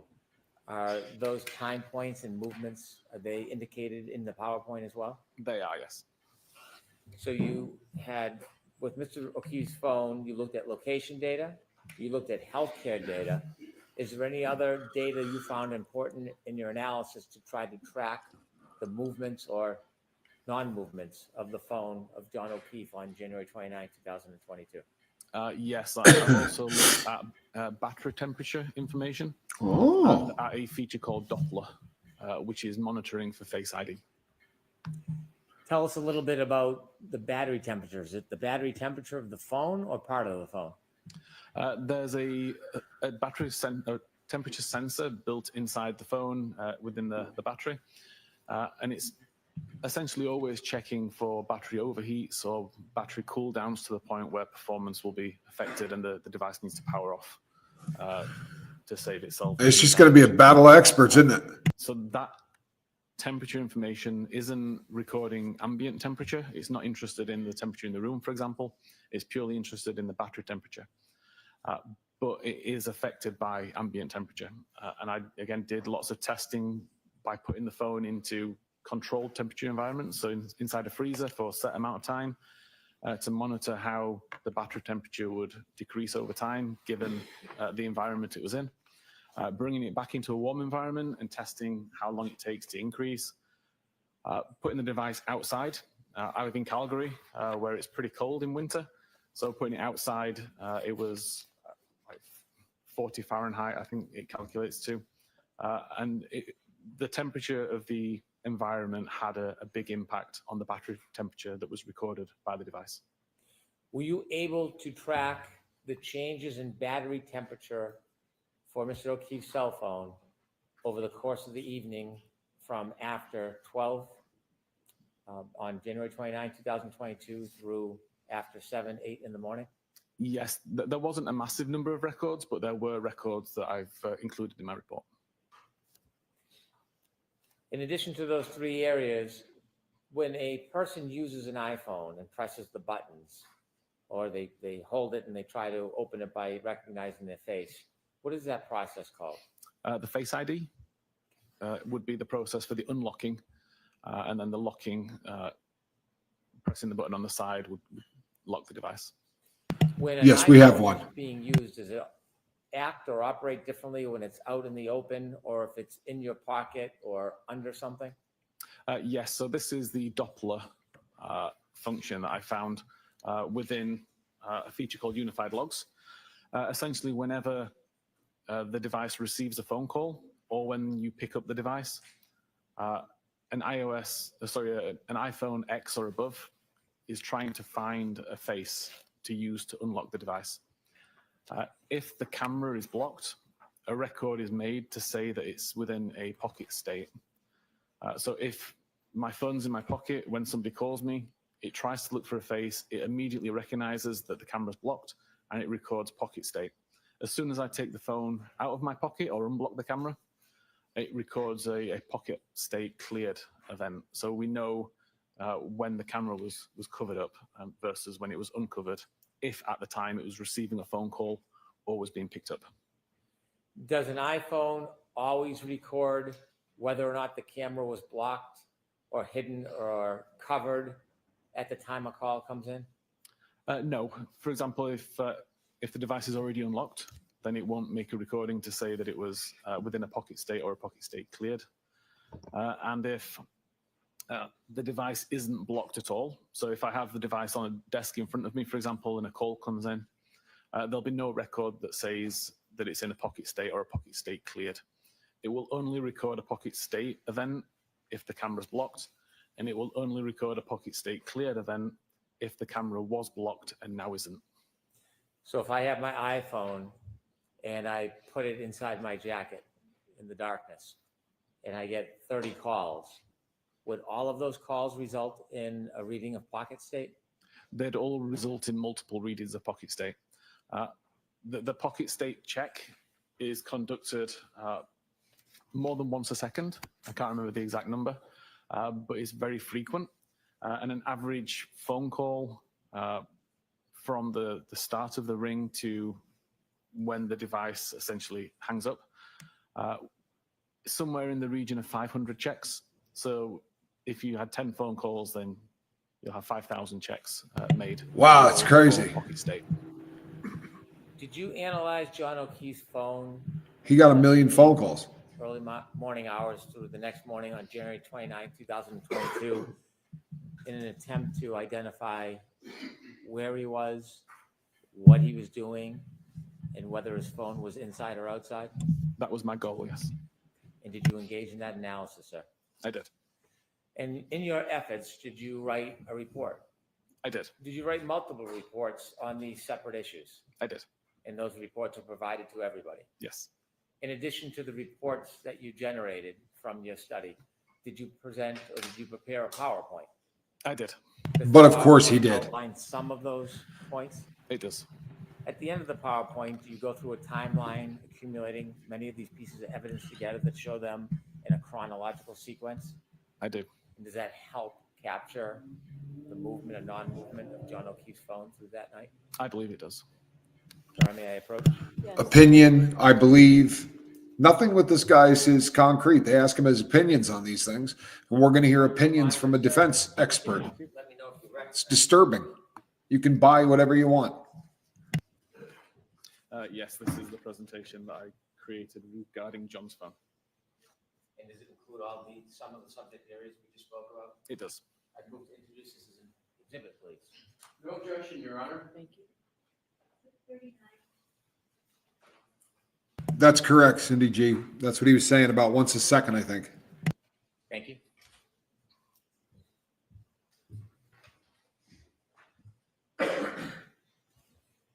With the court's permission, Mr. Whiffen, referring to Exhibit 39, I'd like you to walk us through John O'Keefe's phone on the evening of January 29th, Okay.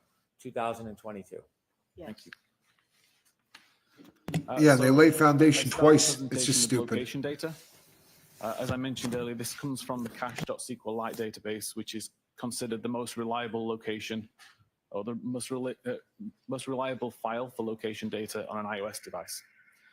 Stores information whenever location information is requested. That could be through user interaction with the device using something like Waze. It could be background activity, just depending on what applications the user has opened, what settings the user has chosen. It's constantly trying to find its location and recording it in this database, partly for the purposes of identifying frequent locations. At 12 minutes and 5 seconds after midnight, the device shows multiple location points at Washington Street around Forge Pond. What I've tried to show here, there's a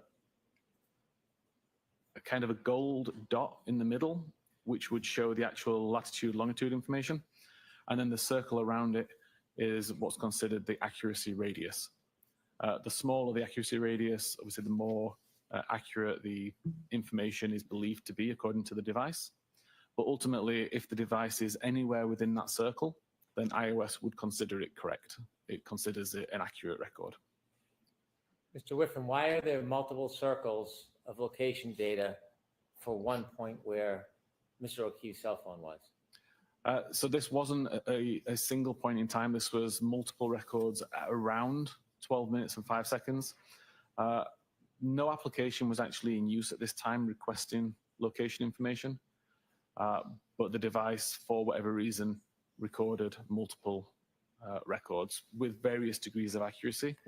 Typically, you would see accuracy start quite low and get better over time. Hey, Warden. Which you may have seen on your own device when you open up the map application, and it may show your device close to where you are, but not perfectly where you are, and then wait a few seconds, and that information gets refined. It's really odd, isn't it, Cindy? Essentially, this is the same thing. So low accuracy would be a wider circle and higher accuracy would be a smaller circle? Correct. At this I'm point, confused. Mr. O'Keefe is not utilizing Waze on his phone, Correct. but location data is still being stored randomly on the phone from multiple different sources. It is, yeah. Depends on the device itself. In the top left-hand corner, it says 12:05. That's the time at this snapshot. Yes. Okay. And In then this below, case, approximate. and below it's obviously the date. Yes. Okay, could you take us ahead, please? There were multiple records between that last time and what's shown. I on love it, screen now Wharton. At 19 minutes and 33 seconds. Give me a All of deuce in records the were chat if you're sporadic proud of and Wharton low Thistle. accuracy, with values of 1,000 meters or more. But around this time, around 19 minutes and 33 seconds after midnight, is when Waze was actually brought on screen. Waze starts to ask for high accuracy data, so we see the accuracy immediately start to improve. So again, we see relatively low accuracy data to begin, and then over the next few seconds, it begins to refine itself until it gets down to a 5 meter Hey, Miss accuracy, Honeybee. records as the device continues up here. We'll highlight that there's a cluster of records here as the device came to either a slow or a stop. Momentarily, multiple records were created, and then the device continued driving up Denham Street. Mr. Whiffen, below the time, 12/19/33, in the date, talks about the average accuracy, Yes, and that's in meters? that's in meters. So again, the records that are shown at the bottom here are around 55 meters. the records shown at the top are around 5 meters. Something to keep you Is awake. it typical in ways that once it locks in, the range is around 5 meters? Typical, yes. That would be the goal. You also mentioned the average speed. Where do you learn the speed from? Where does that data come from? The database, the cache SQLite database also calculates the average speed between two data points and also the bearing or the direction of travel between those 2 points. So the average speed that's shown here on the left. It's amazing how much your phone gives away about you. The average of all of the records that are shown on this map at the time. And each of these map points has a directional arrow that points in the direction that the database recorded the device was traveling in. When you look at this information generated because of the usage of Waze, and you can see both the accuracy and the speed, with the Waze information at its most accurate, can you actually tell whether the vehicle is moving or whether it stops? Yeah, based on the speed and the location and the timestamps, you can determine whether the device is moving or stopped. Thank you.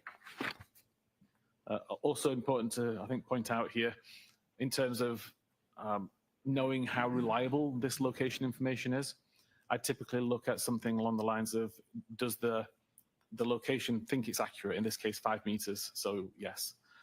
Does it make sense? Like, it's on the road, it's on the correct side of the road. So again, it kind of makes sense. It fits the pattern. So that's about all we're going on here.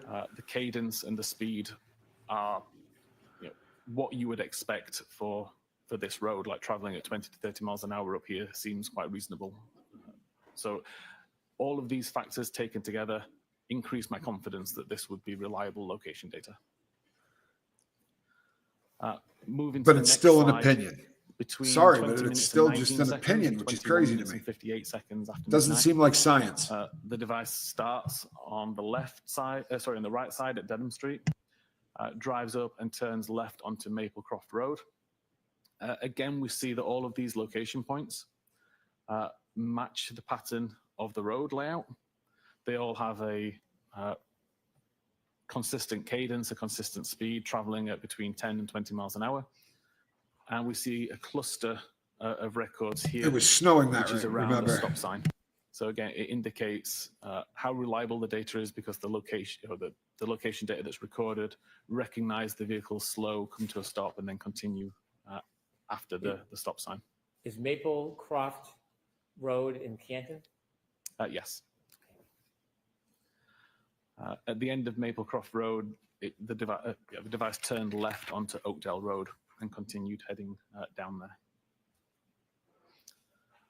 Between the hours of 21 minutes and 59 seconds and 22 minutes and 53 seconds, the device continues down Oakdale Road. Again, all of these location points show with 5 meter accuracy. They show a consistent cadence, consistent pattern to the road. And again, we see a cluster where we see the device come to a slow or a stop for a stop sign. The device ultimately turns right onto Cedar Crest Avenue, I believe, and continue down there between 22 minutes and 54 seconds and 23 minutes and 57 seconds. Again, as I've said before, all of these points, 5 meter accurate, they all conform to the road. Cadence is good. And again, we see a cluster on approach to a stop sign. The device shows that it overshot Fairview Road and continued turning up Cedar Crest, but came to a stop somewhere between 50 and 51. You're 100% right, Cindy G. I think he would even admit that. 3 minutes and 58 seconds. The device appears to have turned around, so potentially a 3-point turn, in order to head back down Cedar Crest Road and turn right onto Fairview Road. Again, accuracy 5 meters, good cadence. The moral of the story is don't commit a crime. All appears to be. You're not getting away with anything now. Traveling at an average of 20 miles an hour. Her car probably had the same device in it, by the way. Where John O'Keefe's phone travels, that's Fairview Road? This is Fairview Road here, yes. Where he died. The next few slides replay that same data. Your Honor, Instead could of we showing stipulate that he got to the points on damn one house? or on one map, it's going to show one location. What a waste point of time. You're putting the per slide. jury So to at sleep. 24 minutes and 20 seconds, we see the device is already on Fairview Road. Accuracy of 5 meters, traveling at 14.8 meters and heading south. 24 minutes and 21 seconds is now at 16.2 meters, but it's still highly accurate information. 24 minutes and 22 seconds, traveling at 18.3 miles an hour. 24 minutes and 23 seconds, traveling at 16.9. 24 minutes and 24 seconds after midnight, traveling at 16.9. 24 minutes and 25 seconds, traveling at 16.6. 24 minutes and 26 seconds, traveling at 17. I do not 24 believe that minutes, she did. 27 No. seconds, traveling at 15.9 miles an hour.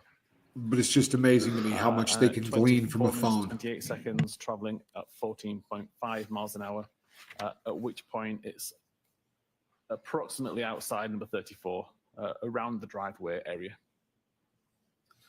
24 minutes and 29 seconds, traveling at 12.1 miles an hour.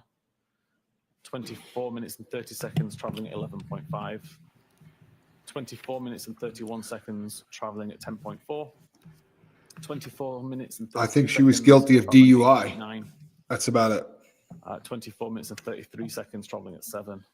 But she was hammered. 24 minutes, 34 seconds, traveling at 5.2. If she was sober, 24 we minutes wouldn't and be 35 having, seconds, the traveling case. At 3.5. 24 minutes and 36 seconds, traveling. Everybody in that group was hard drinking. And at 24 minutes and 37 seconds, traveling at 1.4 miles an hour. Finally, the device comes to a complete stop at 24 minutes and 38 seconds. I'll say from the testing that I've done related to the speed, it may not be 100% accurate, but it's a very good indicator of the speed in general. So if it says it was traveling at 10 miles an hour, it would have been traveling at somewhere between 9.5 and 10.5 on average. Mr. Whiffen, you just showed us the travel of Mr. O'Keefe's cell phone. Agreed. I never thought she around murdered anybody. 12:24 100% on that. 12:24:38 on January 29, 2022, and you said at 12:24:38 it came to a complete stop. Yes. Before that complete stop, was the car continuously moving at some speed? Yes, this is the first record that shows 0 miles per hour or 0 meters per second. Prior to this, there was always a record that showed some level of speed. If you look at number 34 on that chalk, if you can highlight it, please. If the driveway were at the right side, the top side of the house, Yes. does your studies indicate that the vehicle, or at least the phone, traveled past the driveway before it stopped? Objection, Your Honor. Ask it non-leading. Did this car, or the phone that was in the car, ever stop at the driveway of that address? No, according to the location and the speed data from the device, by the time it was approximately the driveway, the phone reports it was still traveling at around 15.9 miles an hour.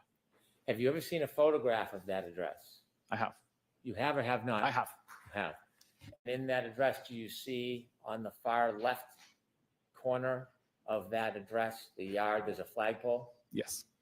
Where this car stops, so this phone stops at 12:24:33, how close is the phone to that flagpole? I believe very close. And do you ever see the car or the phone stop anywhere near that driveway? No.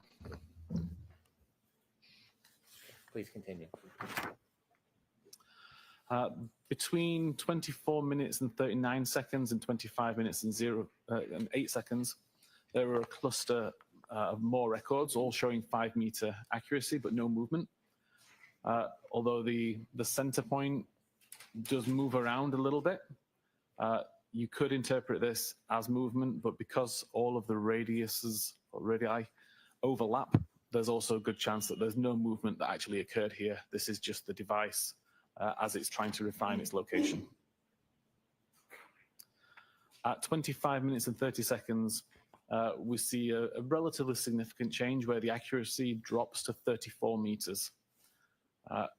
We do see a course or a bearing that shows that the device reported it was heading west. But again, this accuracy radius includes the previous locations anyway. So it's difficult to differentiate between actual movement based on this location data or just on the fact that the accuracy reduced, the center point shifted because of that accuracy change, and therefore a bearing was attributed to it when it shouldn't have been. If I could ask you some questions about the chalk on that indicates 25 minutes, 30 seconds, so 12, 25, 30. The circles become larger. Correct. Is Waze still being used, or has Waze been stopped? No, Waze has been closed at this point for about 40 or 50 seconds. For how long, sir? About 40 or 50 seconds. This location data, or this circle, the perimeter, that's not coming from the Waze application anymore? No, the location data never came from the Waze application. Waze was requesting location data. iOS is responding to that request, and as part of that response would write the information to its database. Waze itself records very little location data. So when you look at that circle based on location data alone, could the phone be anywhere within that circle? Correct. There is a bullet pinpoint center of that circle. Yes. That center of the circle doesn't necessarily mean that the phone is at that exact location, does it? It doesn't know. The center point is purely an indication of where you need to draw the center in order to draw the radius. If we didn't have a center point, how would you know where to draw this circle? And so the phone could be anywhere in that circle, close to 34, inside 34, 32. Objection, Your Honor. Ask it non-leading, please. Could the phone be anywhere in that circle? It could. Could it be at the center point? It could. Could it be still in the car? It could. Continue, please. Between 25 minutes and 31 seconds and 25 minutes and 36 seconds, there's an additional cluster of location data ranging between 61 meter accuracy and 17 meter accuracy. All of them roughly centered on the same point, approximately, and all of the accuracy radius covers the same area. Like, there's so much overlap in these records that the device is essentially anywhere within the smaller circle. Between 27 minutes and 35 seconds and 38 minutes and 15 seconds, there was approximately 50 low accuracy records. He set his coffee down on the Again, map. The device wasn't being used to ask for location data. This is completely passive and resulting in some pretty poor location data. I'm sorry to hear that, Wharton. You're in my prayers. Arrow where the 34 Fairview Road is. And we can see, although a lot of these location data do overlap with that point, there are location information here that doesn't.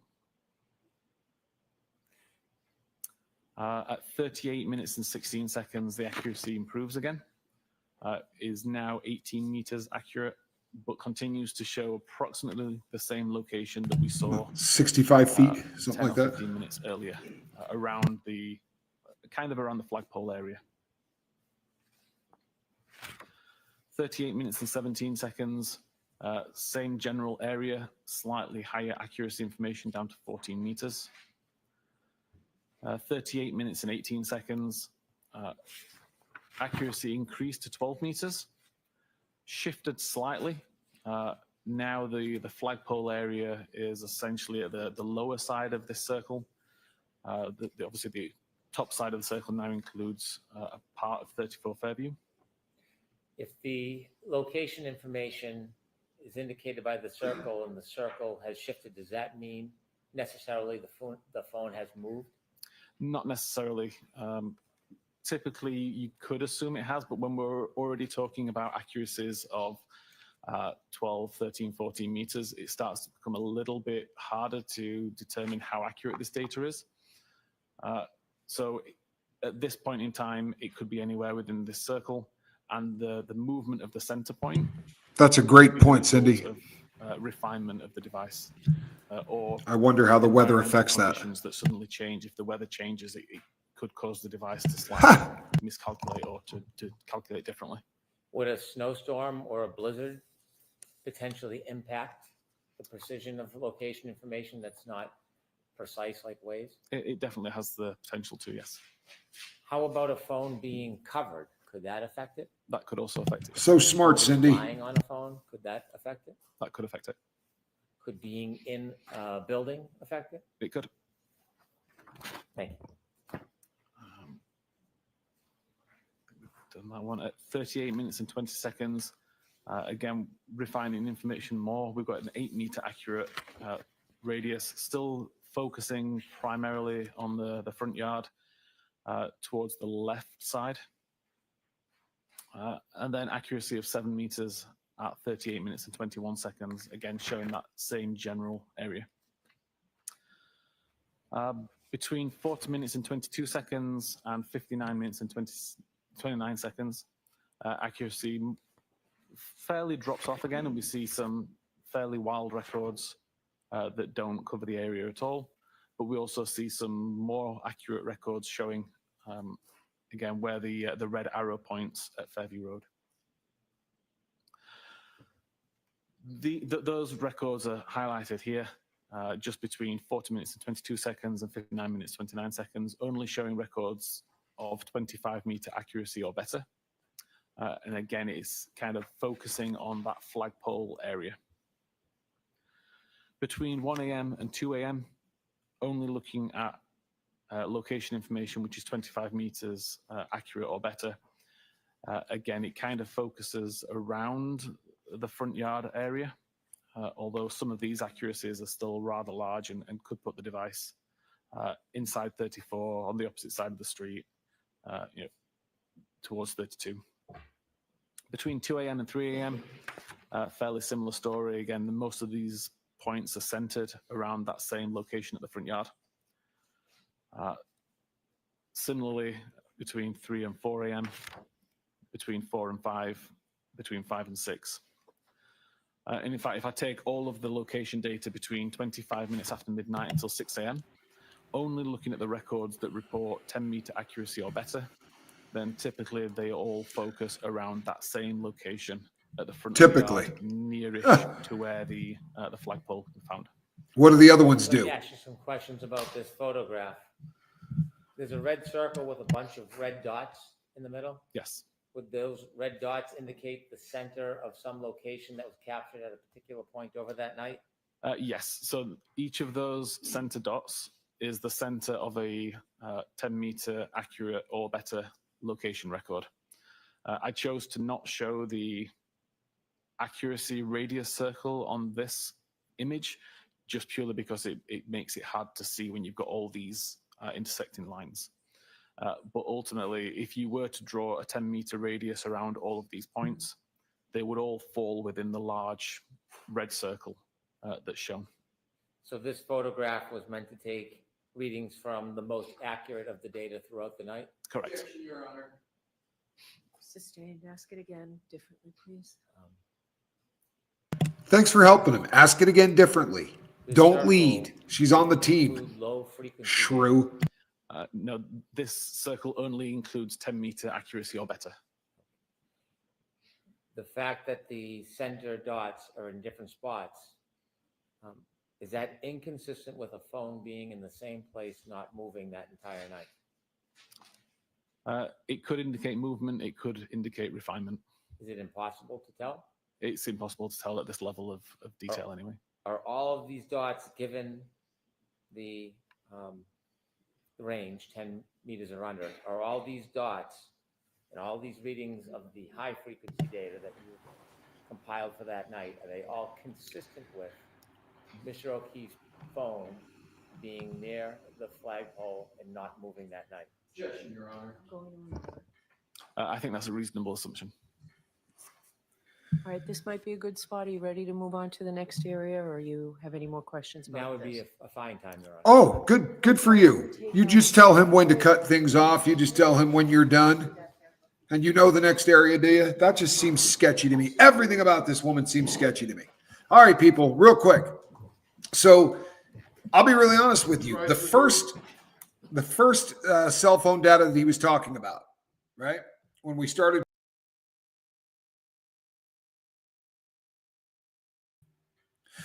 the Jennifer McCabe stuff, it makes more sense to me. I'll be really honest with you. It makes more sense to me that she probably did Google that in the morning.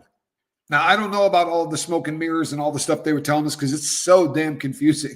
There's absolutely no way to get a beat on that at all. But to me, it makes more sense that, yeah, that morning they were yelling, oh my God, he's out here. And that she probably did Google how long to die in the cold, right? I believe that that is probably fairly accurate. I don't think, even if they knew that he got the bark beat out of him, I don't think they necessarily knew that he got thrown on the lawn. And I don't think that she would have been dumb enough, honestly, to Google that at 2:00 in the morning. But we're going to hear expert witnesses that are going to come on and say, in no uncertain terms, I promise you that's exactly what happened. They're going to come on and they're going to say this, this was Googled at that time. And if I believe the expert they used last time was somebody that had been associated specifically with Apple. You can correct me on that if I'm wrong, but I'm pretty sure the guy was somehow associated with the actual manufacturer of the phone. And the argument in the last trial was that the expert who was saying that what you just saw, that it was a completely different operating system. I don't know that that matters a whole hell of a lot. Sorry, people. I'm sitting on a yoga ball because my back is just toast and I can't do it on anything else. In the last trial, that really became an issue. But in the last trial, the prosecution was trying to put out a alternative case that she was framed. And they really were trying to put an entire narrative together of here's the frame job, here's what happened, blah, blah, blah, blah. I do believe she's being framed. And I think that what they're doing this time is a much smarter approach. What they're going to do is just make this about reasonable doubt, right? Because there's so damn much of it.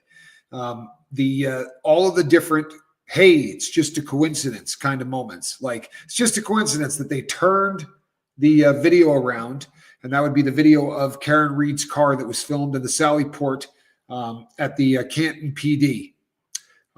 They invert the photo so that when we're looking at the passenger side of the automobile, if someone doesn't point out to you that it's inverted, you think you're looking at the driver's side, which shows a tail light that's intact, right?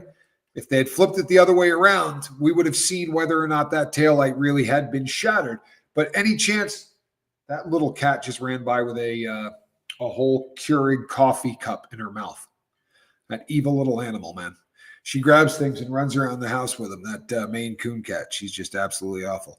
Does the ball help? Yeah, it does. It's a lot better for my back than sitting on a chair. The chair is absolutely giving me the business. Now, what I am going to do is I am going to be putting back up this, and I am going to be taking a brief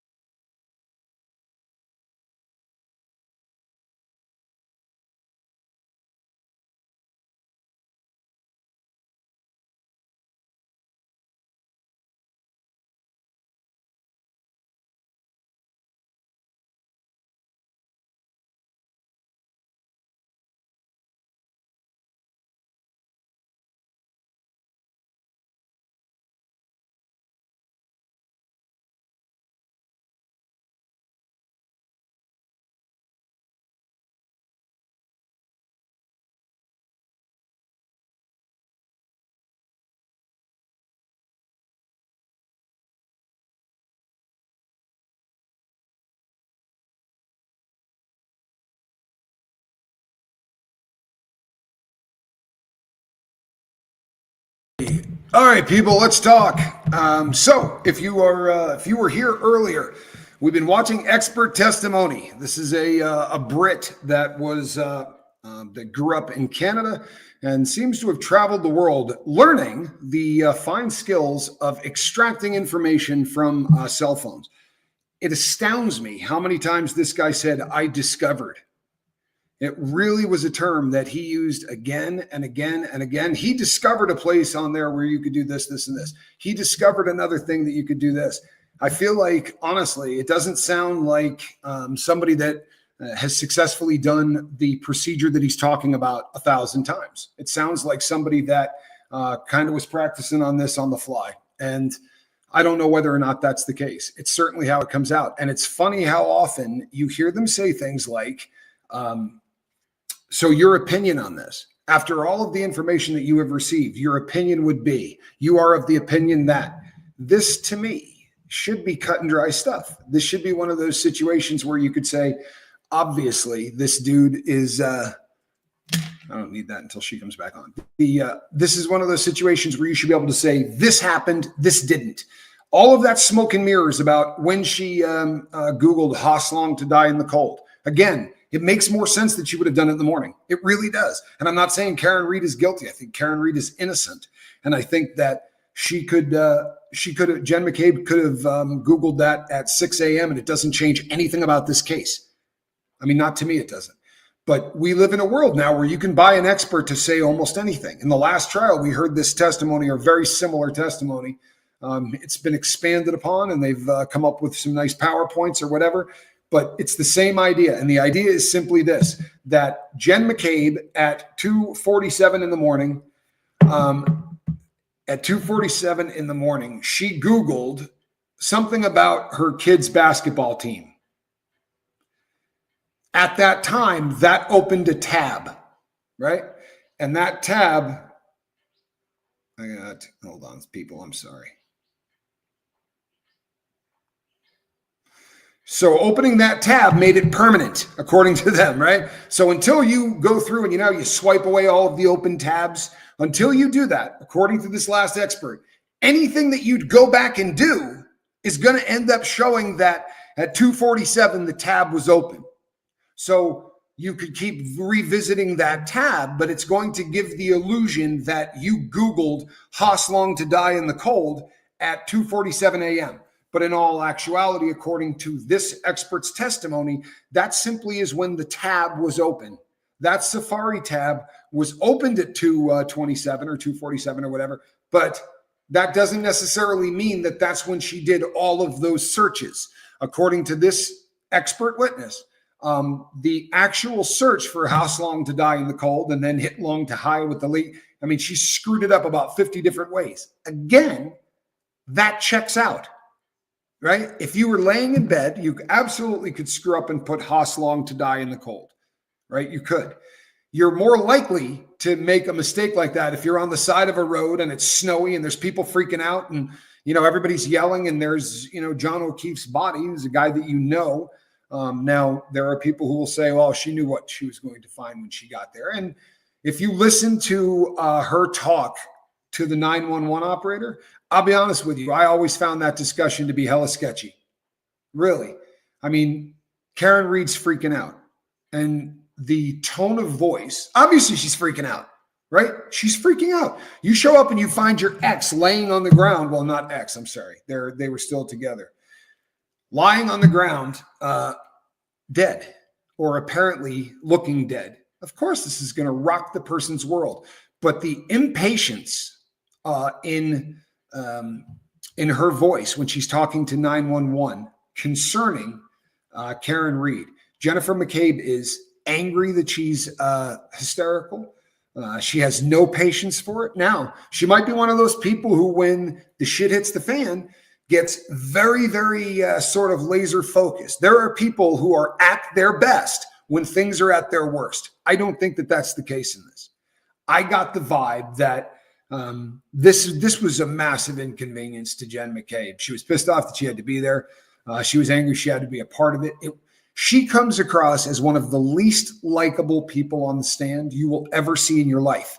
Now, you will probably have to go back and watch the last trial in order to see that period, because they're not gonna, I don't see them allowing her back on the stand.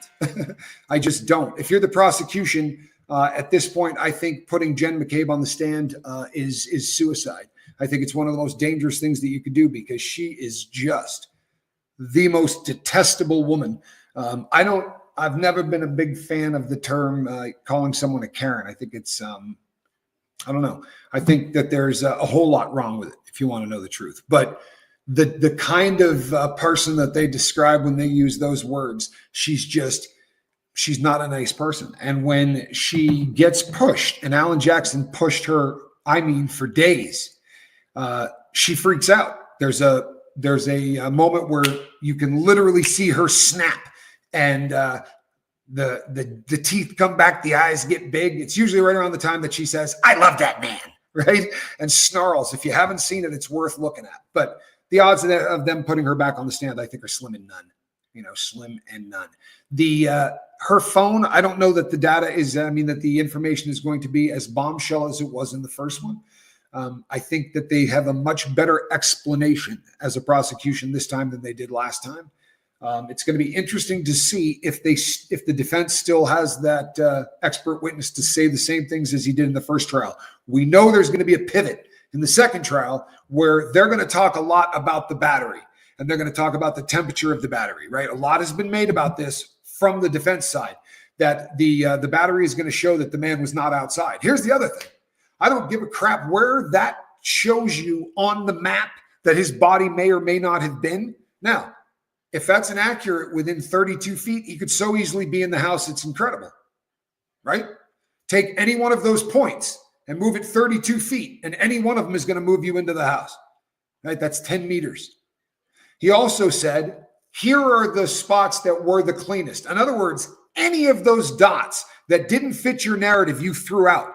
Because at the rate that stuff actually puts out that information, that thing should have looked polka dotted. But there was about 9 or 10 dots within that circle, right? They have to make this narrative fit. Here's where you're going to run into problems. You're going to run into problems. Allegedly, the defense is going to put on a forensic pathologist who is going to say there was no, and I mean zero, hypothermic action that went on in this guy's body. His cells were not breaking down for having been left outside in the cold for 6 hours. Didn't happen. You would expect that to happen, right?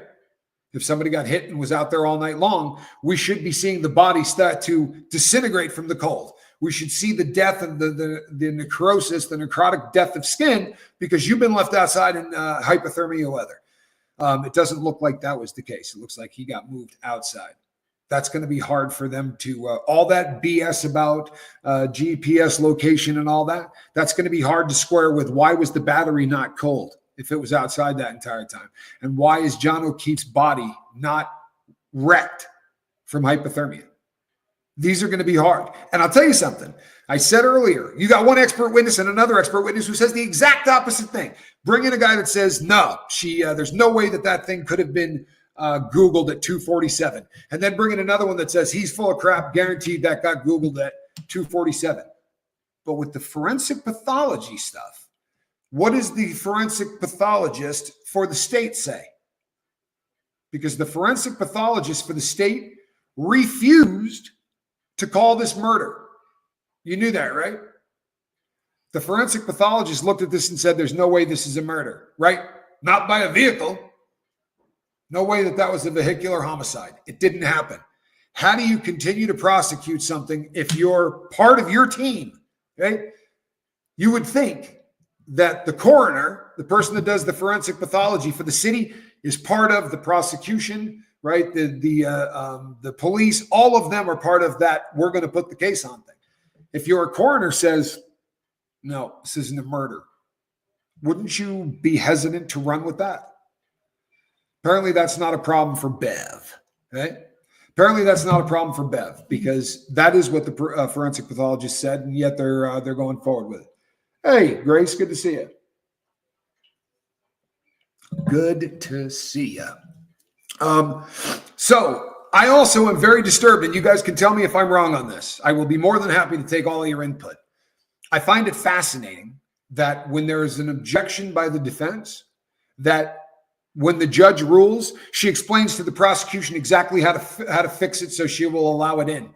If you're calling balls and strikes, I don't think you're supposed to be leading them.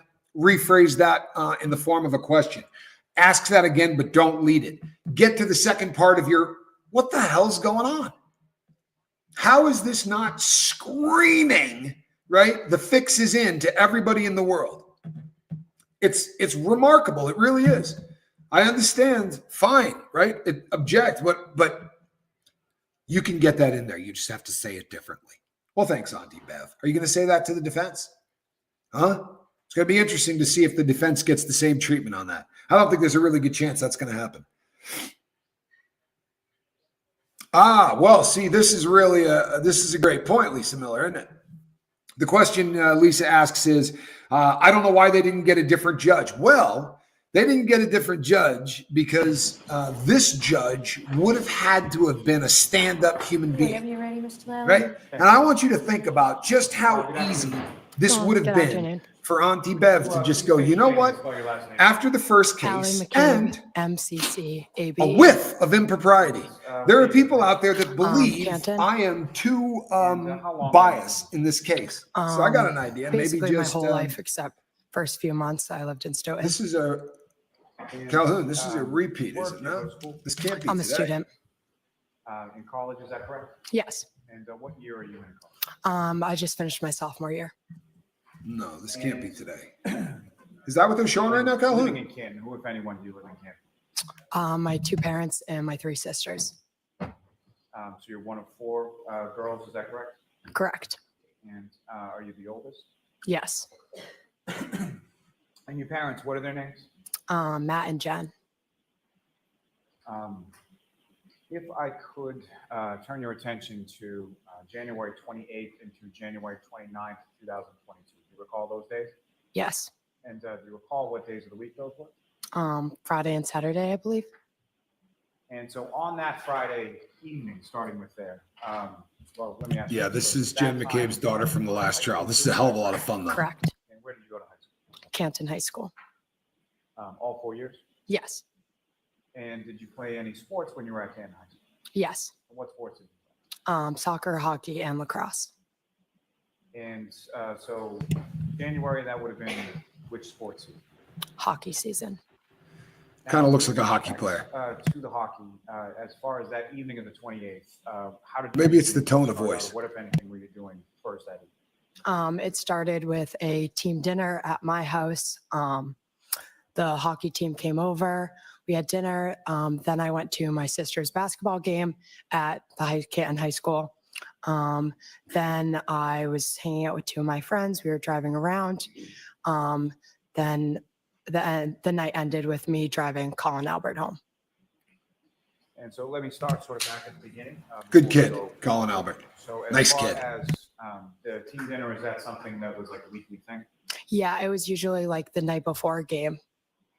and sort of rotated between different players' houses? Correct. So where was it on that particular? That night it was at my house.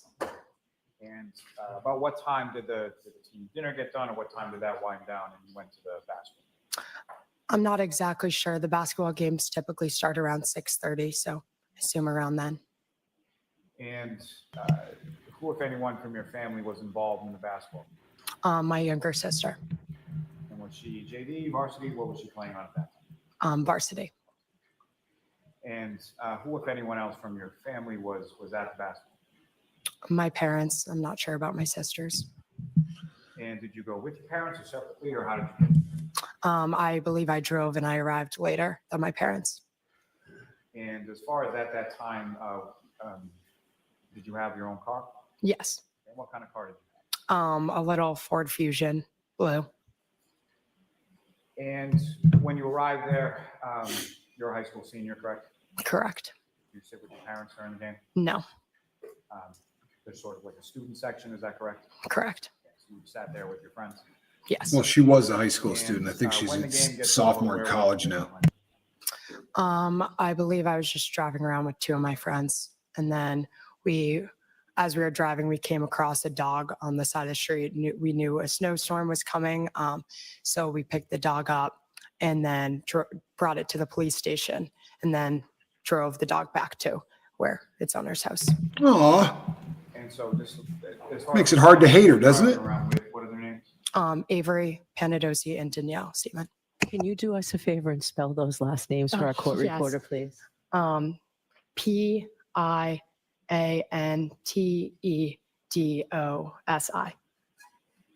What? S Danielle Seaman, Seaman. She said semen.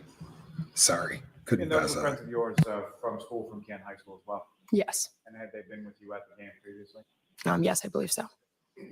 So you, when you say drove around, whereabouts were you driving around? Through Canton, pretty aimlessly, just driving. And at some point you come upon a dog, is that correct? Correct. And where was that? On Elm Street. And this was a dog obviously unfamiliar to you, is that correct? Yes. What did you do with the dog? The dog ran over to the car when we stopped and picked the dog up, and we didn't really know what to do with it, so we brought it to the police station. Where you know everybody. What kind of dog it was? No, white. It was small. It was white and brown. Not sure what type. And so while you're at the police station, what, if anything, did you learn about that dog that you brought to the police station? I went in the police station. The dog stayed in the car with one of my friends, and as I was walking in and telling the officer that I found a dog, he got a call from the owner, and she asked if she was like, "Oh, can you return my dog, please?" And so you brought the dog back to the owner? Yes. You know about what time all of that was going on? I'm not sure.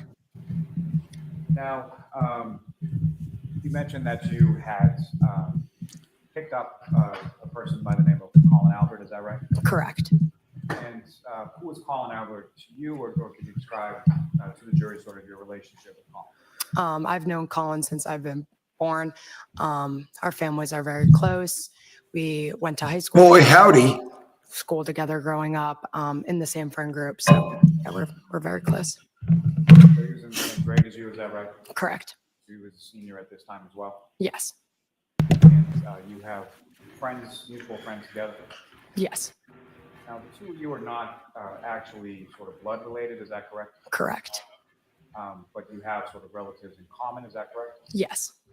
And to that point, as far as when he reached out to you, let me ask you this. How is it that you came to come by and sort of pick him up on that evening? He texted me and was asking for a ride, and then I responded, drove, and got him. Texted him when I arrived.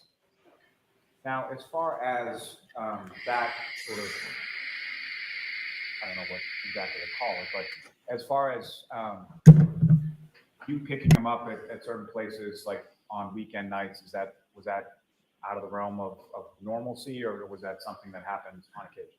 No, that's common. He knew I was driving that night, so it's pretty common. Our friends, we always just drive each other around and stuff.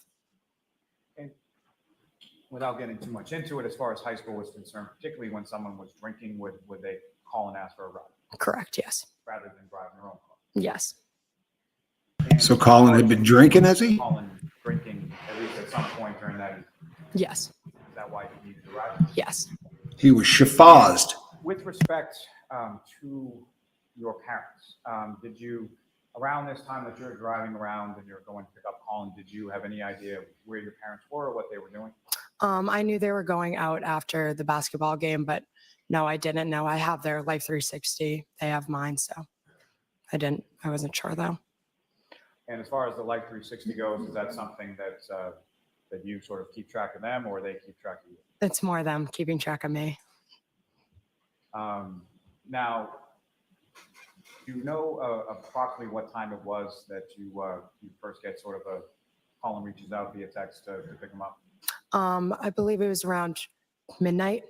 I'm not exactly sure exact, but around midnight. And did you know where he was when he asked you to pick him up? Yes, the Albert's house, 34 Fairview. And is that a house that you're familiar with? Yes. And what, if any, relationship do you have to the people that live at the Albert home? My aunt and uncle and my cousins. So Brian Albert is your uncle, correct? Correct. Paul Albert is your aunt. Correct. How is she your aunt? The father's side, the mother's side? My mother's sister. And Colin Albert, obviously last name Albert, he's related to people at Fairview as well. Correct. That's sort of on the other side of the family. Correct. And do you know what, as far as your conversation with Colin, do you know why he was over that house that night? It was little Brian's birthday. And so he had gone over for that purpose, and you went by to pick him up. Yes. And do you recall where you were, or sort of who you were with when you first get that text or communication from Colin to pick him up? Yes, I was at another friend's house. After I drove Avery and Danielle home, I went somewhere else. So you drove with the two friends that you were with earlier home, and then you went somewhere else? Yes, I believe, yes. Is at that point that you get a text from Colin? Yes. Now, do you recall whether or not the information that you had as to where Colin was that night, is that something that came via text as well, or was that a phone call or some other type of communication? I knew he was there. Could have been a phone call. I'm not sure.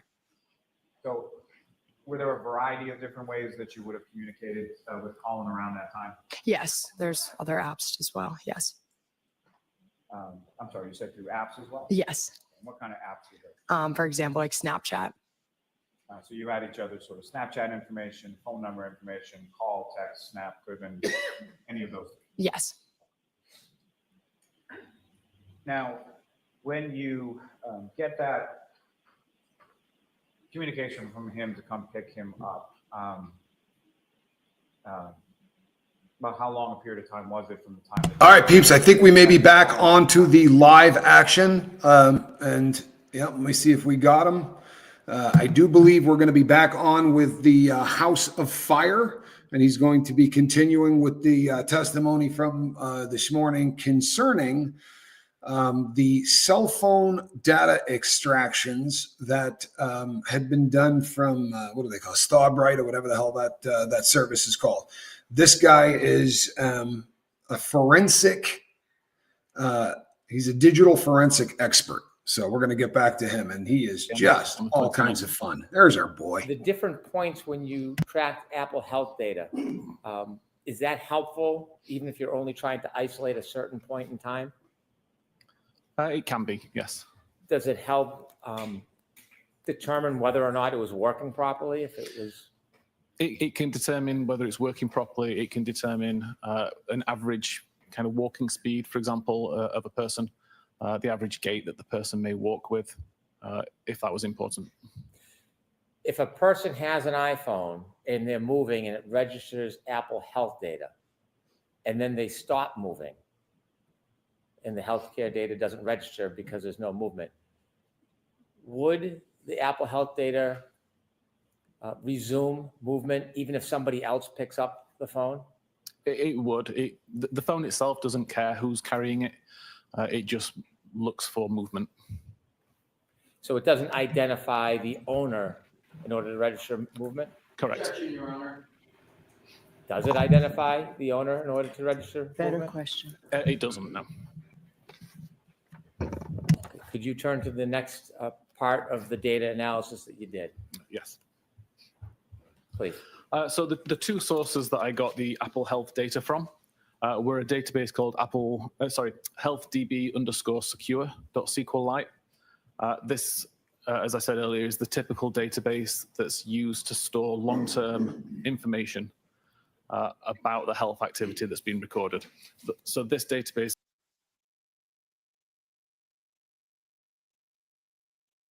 One sec, everybody.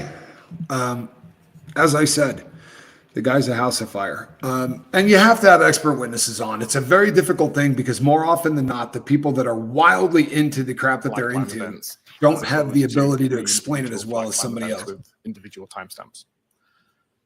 Typically, that Confusing source at best. is not used because the data is not stored there for very long. The information I found on John's phone was essentially these 5 records. So between 11 minutes and 9 seconds and 21 minutes and 5 seconds, there were 170 steps recorded by the device. Mr. Whiffen, I'm going to stop at each one and ask you some questions. At the time period between 12/11/09, 12/21/05, you don't have any independent information where John O'Keefe or his cell phone were, do you? The location data that I showed to begin with on Washington Street was around 12 minutes after midnight. So the presumption is that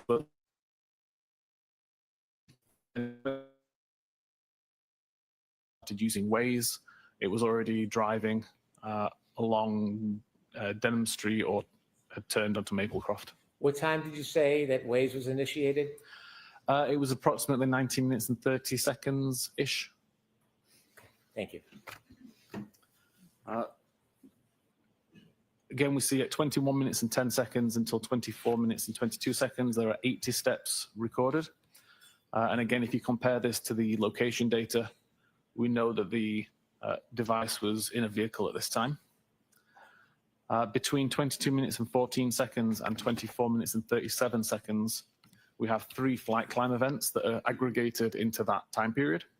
And again, the location data shows that the device was traveling in a vehicle at that time. Mr. Whiffen, you had showed us a slide of 2437 on January 29, 2022 in your PowerPoint presentation, noting at that time, 12/24/37, the phone in the car was still traveling at 1.4 miles per hour. Correct. This is about a second before it came to a stop. Can you conclude to a reasonable degree of scientific certainty that that period of 12/22/14 to 12/24/37, Mr. O'Keefe, or at least Mr. O'Keefe's cell phone, was still in that car? Yes, the location data shows it was in the car at the time. And Scientific my certainty. next few slides will demonstrate why that was still recording a flight climb event while it was in a vehicle. Thank you. At 31 minutes and 56 seconds until 32 minutes and 16 seconds, there were 36 steps recorded. And then there was no further health activity recorded on the device for several hours until 4 minutes after 6 a.m. When 432 steps were recorded between the time of 6:04 and 6:11. Let me ask you about that 12/31/56 to 12/32/16 time period. We can see larger ranges in the time period range. That is a smaller range comparatively. Yes. Okay. At What? 12/31/56, is that the beginning of the 36 steps?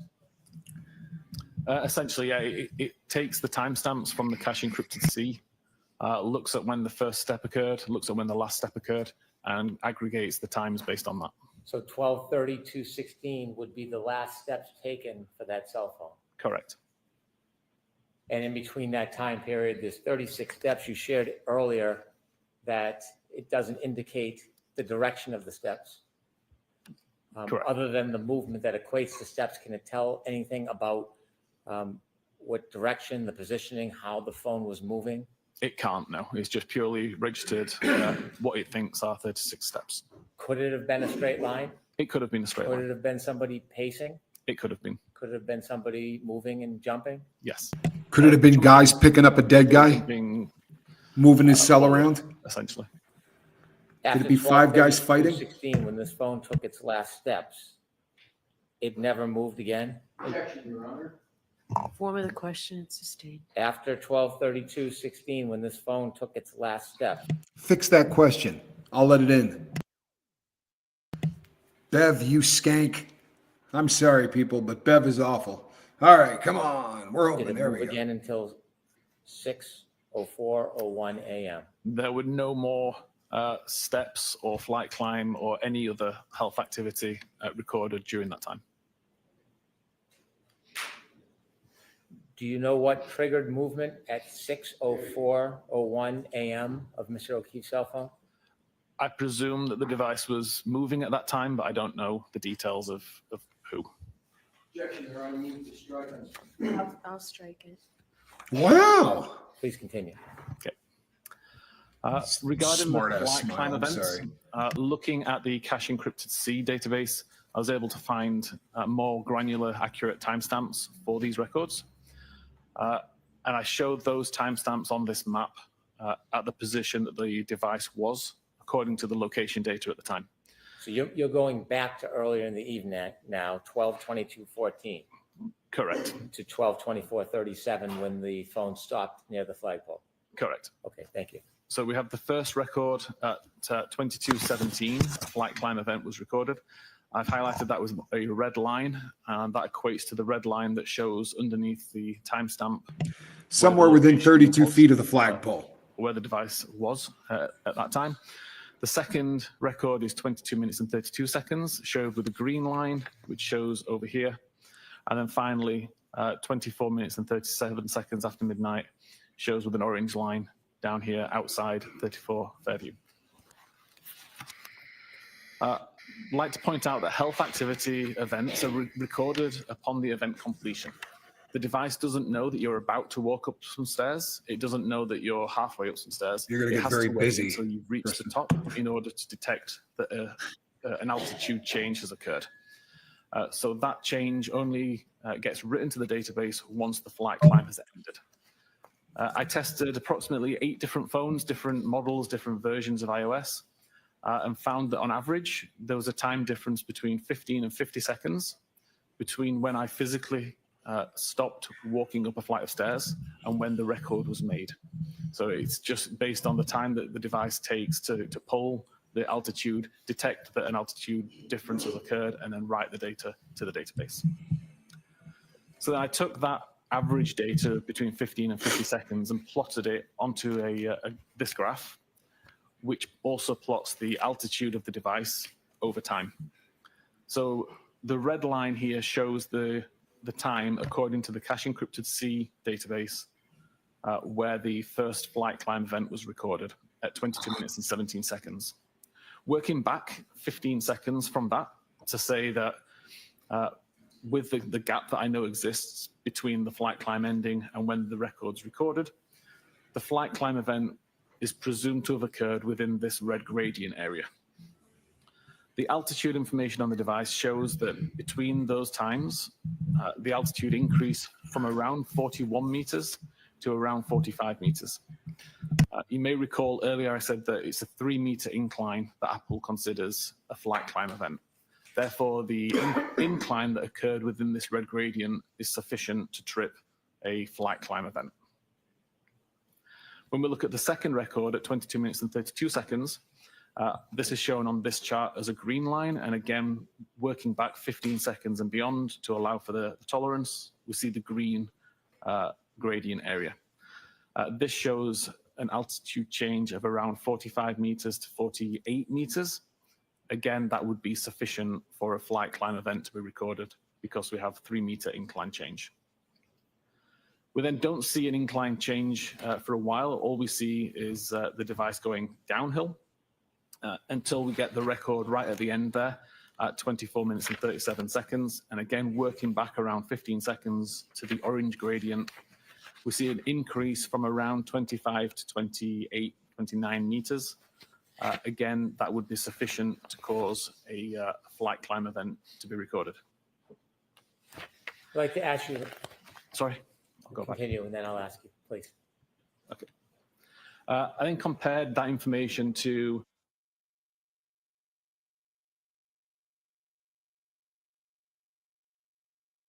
a topology website from the area, according to a topology website data, and plotted that out here. We see the red circle now is related to the first flight climb, the green circle to the second flight climb, and the orange circle to the third flight climb. The gradients that we see here are the same gradients that were shown on the previous graph. So the presumption is that within this red gradient is where the flight climb event occurred. Within the green gradient here is where the second flight climb event occurred, and within the orange gradient here is where the third flight climb event occurred. The white circles show the altitude of that particular location according to the topology website. So again, we see that for the red gradient, there's an increase from 43 to 47 meters. Between the green gradient and the green number 2, again, we're going from around 47 to 50 meters. And then with the orange gradient at the bottom, we've gone from around 26 to 28 meters. So fairly consistent with the data that was recorded on the device in terms of altitude information. And I would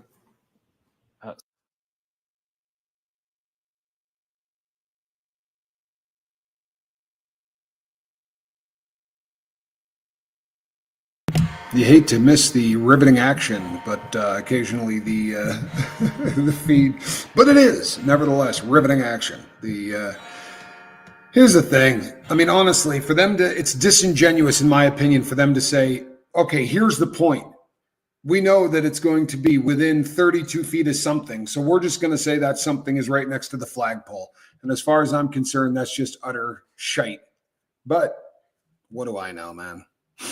What do I know? It does. There we go. And you showed us a Ah, for the love of God.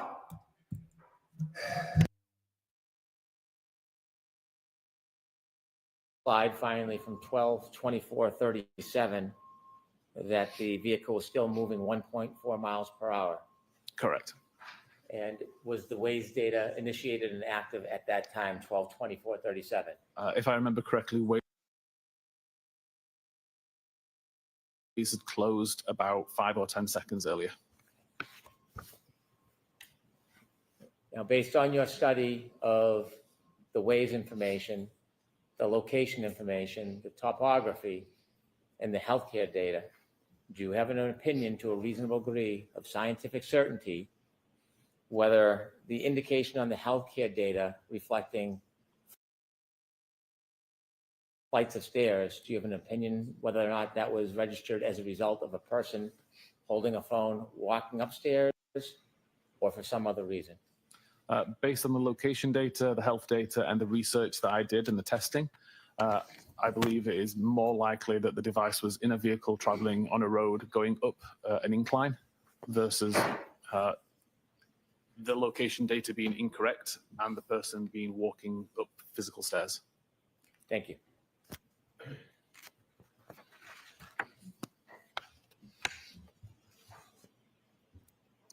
You can continue, please. Okay. So I'll address the idea of 3 clocks, which I believe was brought up previously. Let me interrupt. Sorry. Why don't we just explain to the jury how clocks work in an iPhone? That is kind of covered in the next slide anyway. Okay. Maybe worth just jumping ahead to that slide. Explain the idea of 3 clocks. Yes. Didn't you guys practice this? Essentially, there is one clock on an iPhone. It's the clock that you see. It's shown in the top corner, and all activity is related to that particular time. So when you receive a text message, the time that's shown in the database is related to the time that you can see on the phone. When you do health activity, it's related to the time that you see in the top corner of the phone. Everything is related to that time. The difference is within the current power log databases. It's a subset of files stored on iOS devices. They use what's called a monotonic clock, but it's not a clock that can actually be trusted to see when events occurred. It's the way that the device records time. It's essentially a counter that's just counting seconds since the device was reset, basically. And I'm sure most people can recall a time where you would set a clock on a digital device, come back to it 3 or 4 months later, and the clock's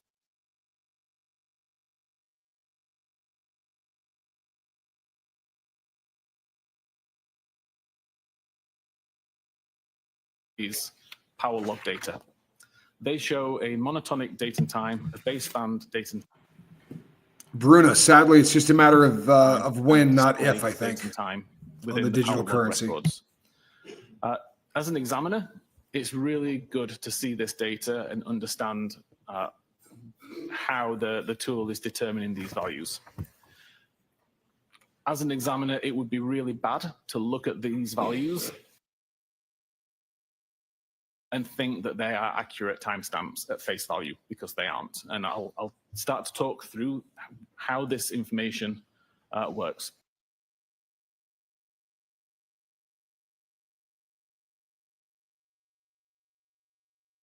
They are absolutely not a clock. Right? So they have no the gears. other thing that Axiom shows, as well as the monotonic But they tell baseband and display times, is they show the location where this information came from.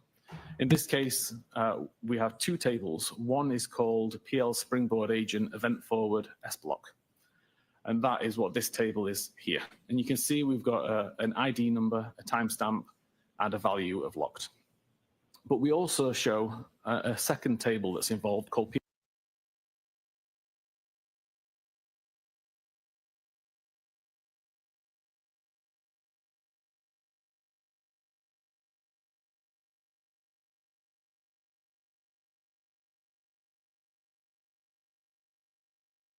Yeah, this is just a pinch frustrating. But it's the feed. Since the 1st of January 1970. It's what we call a Unix epoch. That will get you the timestamp of 29th of January 2022. Brand new high speed. 21 minutes and 27 seconds once you account for the... Thank you, Krista Melinda. You're great. Offset. And you'll see that that is the same timestamp that Axiom shows here as the monotonic time, 12:21:27. What we need to then do is take that monotonic time and add it to the baseband value that we see in the time offset table. So now we have a value of 1643.8687.14954, and we add minus 183 point whatever this number is here to get this value. If we treat this value as number of seconds since the 1st of January 1970, then we get a time of 18 minutes and 23 seconds past midnight on January 29th, which is also the time that we show here as the baseband time. Finally, we can take the monotonic time and add the minus 181 seconds shown in the system to get this value, which equates to 18 minutes and 25 seconds past midnight on the 29th of January, which is the same as the display time up here. So all this is essentially doing is saying that the counter that is built into the iPhone is registered the time of that we see in the top, the monotonic time. This is not necessarily the time that the event happened. You have to offset it with this value here in order to get the actual time that this happened. My own personal phone, when I was doing this testing, or you could buy a watch. The difference between the monotonic time and when something actually happened was over 2 weeks. There was a massive difference because my phone has been drifting so far since I originally bought and set up that phone. And again, when I was testing this, I can turn the flashlight on, turn the flashlight off. Both of those activities are recorded in the power log database. If I just look at the monotonic time, it's off by over 2 weeks. If I do this process to calculate the correct offset, it shows exactly when I turned that flashlight on and when I turned that flashlight off. The calculation is imperative. Without the calculation, these timestamps are irrelevant. And all Axiom is doing here is they're showing you the values that they use. So the timestamps don't mean a thing, apparently. Calculate the final value. It doesn't mean that you can take the monotonic timestamp and read anything into it. It's completely irrelevant on its own. Is it necessary to understand this process in order to ensure the integrity of the time that you're offering to the jury, so you understand whether it's accurate or not? It would be if we were discussing power log data. Power log data only really encompasses things like battery level, the time and date that it's plugged in, button presses, camera usage, things like that. It doesn't count for location data. It doesn't count for Apple Health data. They both work on the system time. They both work on the same system time. So they're always going to be aligned. Do you have an opinion to a reasonable degree of scientific certainty as to the accuracy of the location data times and the accuracy of the health data times that you shared with us? They'd be consistent with each other. So to summarize that, there's only really one clock that's in use on an iPhone for recording. The only difference is the monotonic time, which is how power logs record information, but you need to offset the times to figure out when that activity actually happened. And that you only have to offset those times for power log data, not for health, not for location, not for messages or photographs or any other activity like that, purely power log data. Is there another subject that you looked at, that you analyzed in order to reach a conclusion about the time and location of John O'Keefe's cell phone over the night of January 29, 2022? Yes, the next one is battery temperature. Can you explain a little bit of background on this before you start Yes. the slide? Here we go. So again, we have a temperature sensor built in within the phone, monitoring for if the battery temperature increases too high and becomes a danger, or if the temperature gets too low and becomes an issue. So it constantly monitors the temperature of the battery and records that information in the Knowledge C database. All righty. Did you look into the battery temperatures from before midnight and after midnight and do an analysis regarding the temperatures of that cell phone battery? I did, yes. Throughout the evening of the 28th of January and then the morning of the 29th. Mr. Whiffen, that's going to be hard to read. Is there any way you can enlarge it? Apparently not like that. There we go. Thank you. So on the evening of the 28th, see an average temperature of around mid 80 degree Fahrenheit. I've got no understanding of where the device was at this time, whether it was in a pocket on a surface, whether it was in use or not. But I just wanted to get an average idea of temperatures of the device. By 13 minutes after midnight, we're still at 82 Fahrenheit. At 22 minutes after midnight, we know from the location data that the device was currently in a car.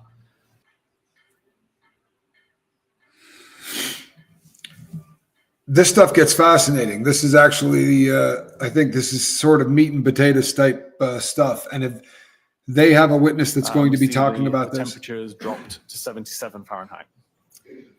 By 37 minutes after midnight, we now know the device is already at Fairview. It's been at Fairview for approximately 12 minutes. And the temperature has continued to drop. It's now 72 Fahrenheit. Mr. Whiffen, if I can interrupt you. At 12:37, when the temperature drops to 72 degrees, is that before or after the healthcare data stops for that evening? That's after. Thank you. 45 minutes past, the temperature's dropped to 66 Fahrenheit. 53 minutes past, it's dropped to 61 Fahrenheit. 7 minutes after 1, it's dropped to 55 Fahrenheit. 1:36, it's dropped to 50. And then we have a large gap in the data, with the next record being made at 6 minutes after 6 a.m. when the temperature is 43 Fahrenheit. Mr. Whiffen,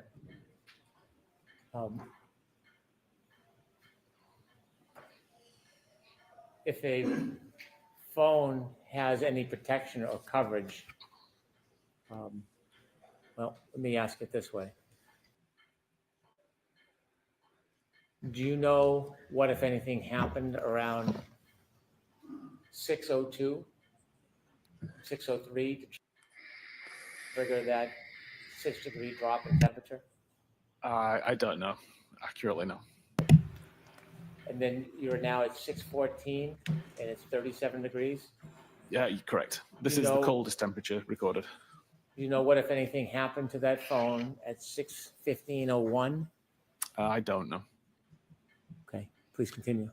And then as of that point in time, from 6:35, we start to see an increase in temperature to 43 Fahrenheit. At 6:40, it's up to 50 Fahrenheit.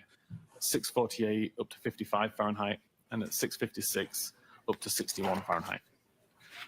And then also plotted this out onto a graph just for visualization. Again, we can see On the evening of the 28th, the temperature is relatively consistent. It starts to drop as we know the phone is traveling in a car. And by the time it arrives at Fairview, we only see it drop until 1:36 a.m. We see a relatively modest drop over the next few hours, but no records recorded.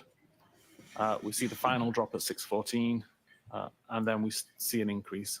But there are no increases occur prior to 6:14 that would suggest that the phone went from a cold environment to a warm environment or had extensive usage. Between 1:36 a.m. and 6:06 a.m., is there any indication at any time that that battery temperature went up? No, there's no records related to battery temperature at all for that time. Thank you. Is there another area that you looked at for your conclusions in this case? Yes, I was looking at device usage. What is device usage? Information about when the user unlocks the phone, what applications they're using, what they're using the device for, and when they lock the phone again. Would device usage require an actual person to interact with the phone, or can it happen without user interaction? Everything that I was looking at was related to physical interaction and manipulation of the device by a user. Please continue. So the three sources of data that I used for this were Knowledge C, a database I mentioned earlier that logs lots of different activity, including device unlocks, device locks, applications that are on screen. The current power log, which I mentioned, which can track button presses. So specifically when the lock button is pressed and the times that I display have been offset appropriately. And unified logs, which is essentially a list of almost everything that's happening on that phone for a short amount of time. But it would be used, for example, if you had a problem with your device, took it back to Apple because it was crashing all the time, let's say, they could look at the unified logs and figure out, well, what's causing these crashes to occur. So really granular. We see that at 12 minutes and 52 seconds after midnight, the device is unlocked using biometric Face ID. The SMS application is on screen for about 5 seconds before it's closed. And then the user presses the lock button at the side of the device to lock the phone.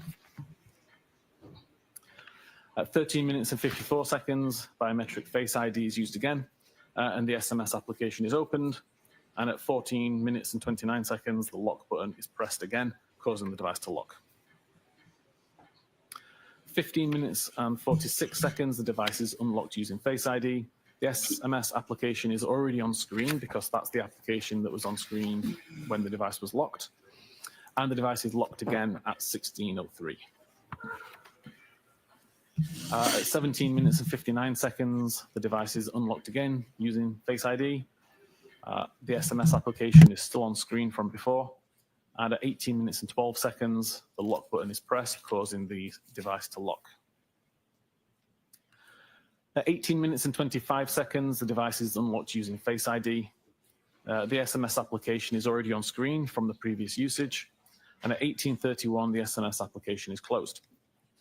At 18:34, the phone application is opened by the user actively pressing on the phone icon on the home screen. At 18:36, they're now in a call, and this causes a different screen on the phone. And at 19:23, that phone call ends. At 19:29, the Waze application is opened by the user pressing on the icon on the home screen. And that's open for approximately 5 minutes, closing at 24 minutes and 26 seconds.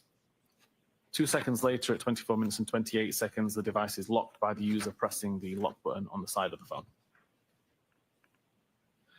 At 24 minutes and 59 seconds, the device is unlocked using Face ID.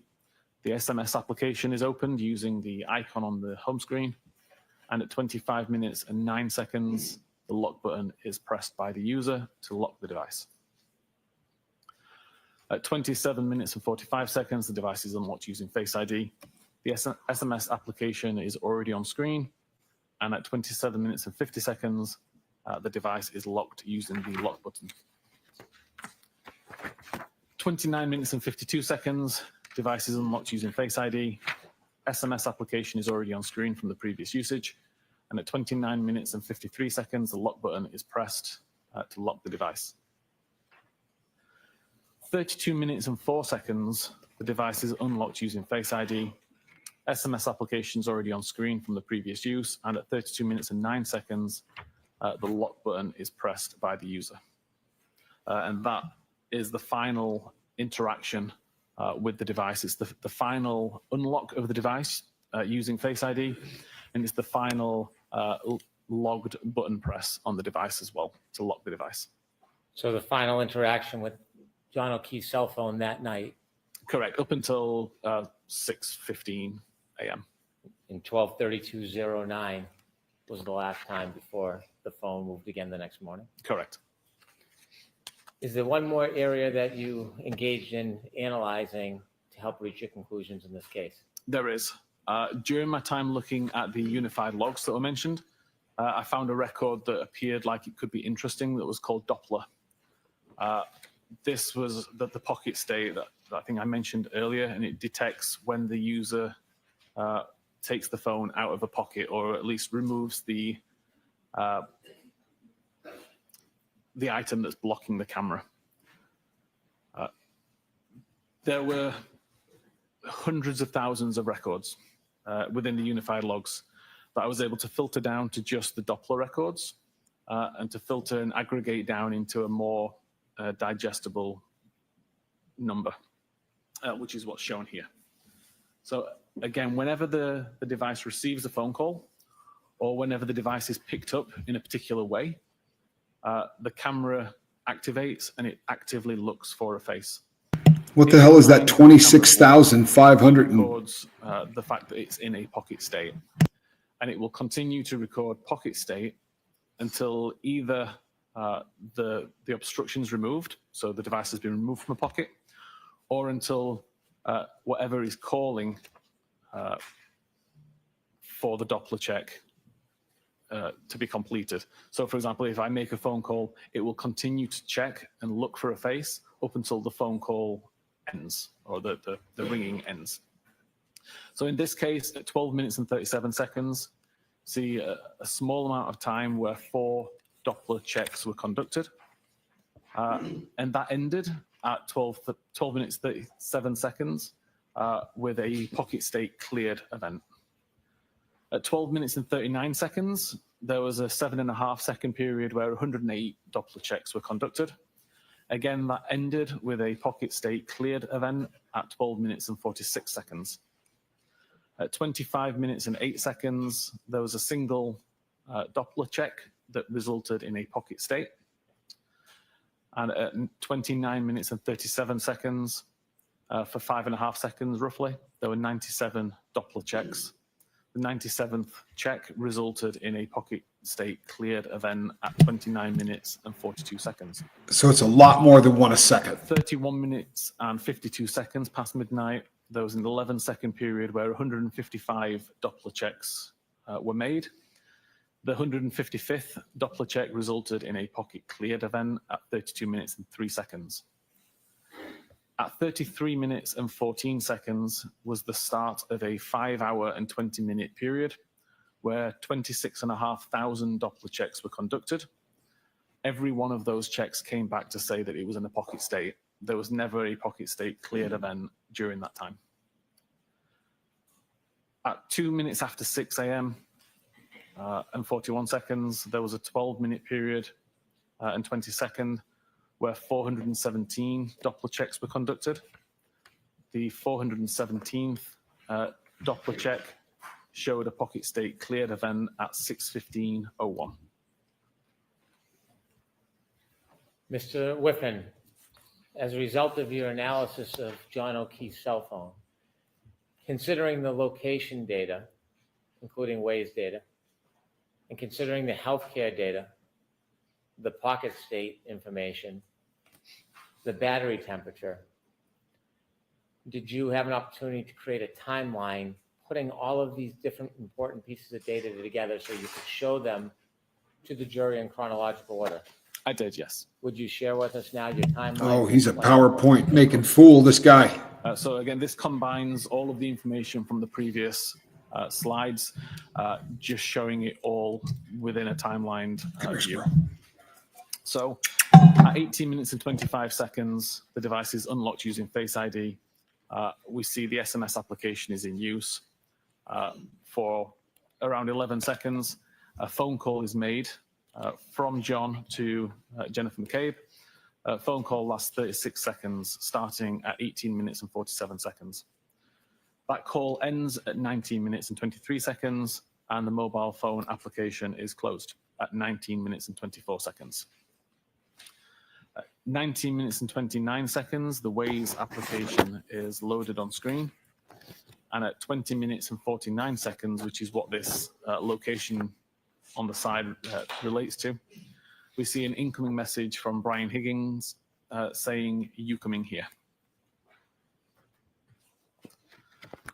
At 22 minutes and 14 seconds, this is the start of the 3 flight climb events as the device is driving along Oakdale Road, I believe that one is.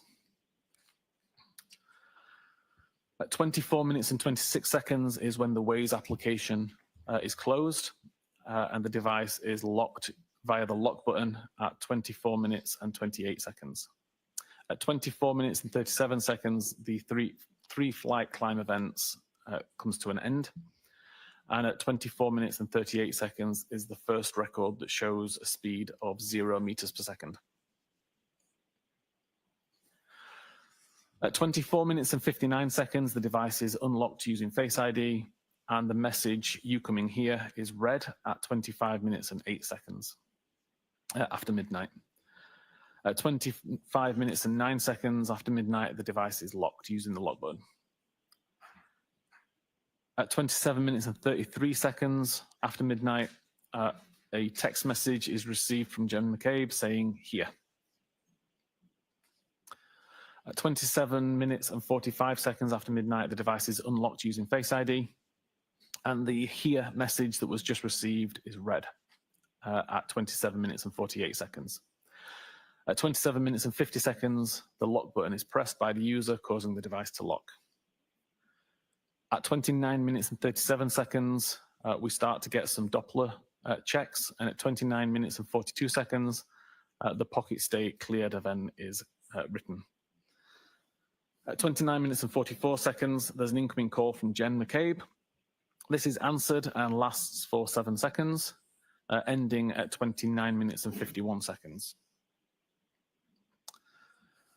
At 29 minutes and 52 seconds, the device is unlocked, and a second later, the lock button is pressed, causing the device to lock again.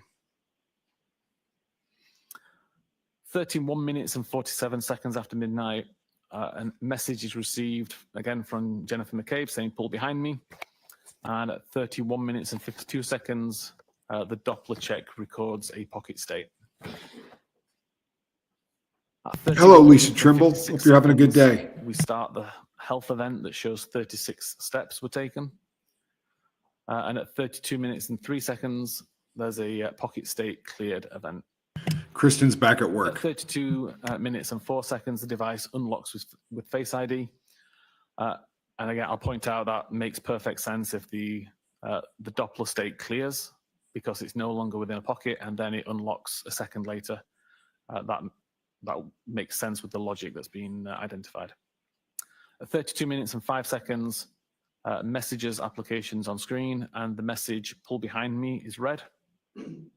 32 minutes and 9 seconds, the messages application is closed, and the device is locked for the last time. At 32 minutes and 16 seconds, the 36-step health event is ending. At 33 minutes and 14 seconds, we have the first of the 26,500 Doppler state records that all record pocket state. This is followed by several phone calls at 33 minutes and 35 seconds, 34 minutes and 9 seconds, 34 minutes and 38 seconds, 35 minutes and 9 seconds, 35 minutes and 35 seconds, and 36 minutes and 9 seconds. All calls from Karen. Call were all unanswered. and all resulted in pocket state being detected by Doppler. At 36 minutes and 9 seconds, and again at 36 minutes and 40 seconds, 2 more phone calls received from Karen, again showing unanswered calls and resulting in pocket state being recorded by Doppler function. 37 minutes past midnight, battery temperature has dropped to 72 Fahrenheit. And at 37 minutes and 8 seconds, a further phone call, again unanswered, again resulting in a pocket state recorded by Doppler. 37 minutes and 31 seconds, a 3-second voicemail received from Karen. And at 38 minutes and 21 seconds, another incoming call. And at 38 minutes and 26 seconds, another incoming call, both unanswered, both resulting in Doppler pocket state being detected by Doppler. And I've also shown some of the locations that were recorded at around this time by the device. 40 minutes and 31 seconds, a message received from Jennifer McCabe saying, hello, this is the first iMessage God, I or can't wait SMS for the message defense to received from the talk to this device, guy. which is unread. This is followed up 2 minutes later, 42 minutes and 9 seconds, by another message from Jennifer McCabe saying, where are you? And at 42 minutes and 35 seconds, there's a 40-second voicemail received from Karen. 43 minutes past midnight, the battery temperature has now dropped to 66 degrees Fahrenheit. At 45 minutes and 53 seconds, another incoming message from Jennifer McCabe saying hello. And again, we can see location data at 53 minutes and 7 seconds, placing the device on the front yard somewhere kind of around the flagpole area. 55 minutes and 31 seconds, a message received from Karen stating, I'm going home. 55 minutes and 50 seconds, a follow-up message saying, see you later. Another location data, this is the location that's shown bottom left. And at 2 minutes past 1 a.m., another message from Karen saying, your kids are cooking alone.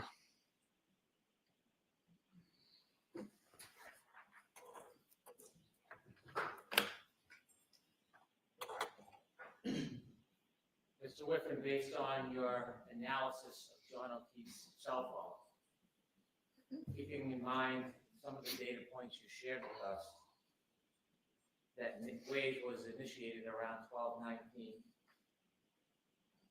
that the car reached the flagpole around 12:24:37, that the only health data during that later time near 12:30 was from 12:31:56 to 12:32:16, that the last interaction was at 12:32:09, followed by an overnight pocket state, an increased reduction in. Objection, Your Honor. So I need to hear the question first. Including a increased reduction in the battery temperature. Do you have an opinion to a reasonable degree of scientific certainty that after that phone stopped in the car at the flagpole area of 34 Fairview, whether or not that cell phone remained near the flagpole the entire night until after 6 a.m. the next morning? Objection, Your Honor. I'm going to allow it. Of course you are. The location data, Never a the doubt. location data that shows accurate tends to show around the flagpole area. Within There's 32 no feet further health data of other the than flagpole 36 area. steps that were taken that suggest that it moved after 32 minutes and 16 seconds after midnight. The battery temperature data never indicates that the device went from a cold environment to a warm environment, which I would expect to see if the device went inside a building. And the Doppler state information suggests that the camera was blocked for at least the majority of the 5-hour period, with no records showing that the camera was unblocked during that time, which would typically happen if you were to pick a camera up and move it around. Does that lead you to a conclusion to a reasonable degree of scientific certainty, Yes. whether that phone remained in the flagpole area from around 12, 24, 33 So until the next morning at 6 a.m. or after? That's the my opinion. objections sustained. Ask the question in a different form. Do it in a You way have that, an that opinion Bevel at. where John O'Keefe's cell phone was from around 12:24:33 on the evening of January 29, 2022. See, they lost me with this. Through at least 6 a.m. and after that morning. Yes. Based on the totality of all of the information that we've described, my opinion is that the device never moved far away from the flagpole. Based on 8 I have of no the further best questions. Thank you. accurate All right. dots that he Mr. thought. Wilson? Okay. Yeah, this is BS. So look, out of this guy's mouth, right? There were 8 or 10 or whatever that he found to be the most accurate, which means there's a crap load of other ones that could have had the thing 50 feet away or 70 feet away, but even 32 feet away. If you take that flagpole and you march 32 feet in one direction, you're going to be inside that house.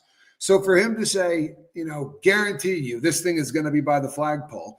I mean, perhaps the phone, all of this stuff seems very speculative to me. It doesn't seem to me like this is anything that you can consider fact. Like when he says, with a reasonable degree of scientific certainty. The hell are you talking about? Scientific certainty. The dude's a guy that pulls cell phone data out. The cell phone data puts the thing at 32 feet or bigger. That's not accuracy to me. Tell you what, man, stand 32 feet away from the target and you're not getting hit with anything. That seems a little vague to me, man. I don't know. A little vague to me, especially when they admit these are the 8 or 10 or whatever he came up with. These are the times when I considered it to be very accurate. The other times I didn't consider that to be accurate. All right, let's see what you got, Alan Jackson. Okay.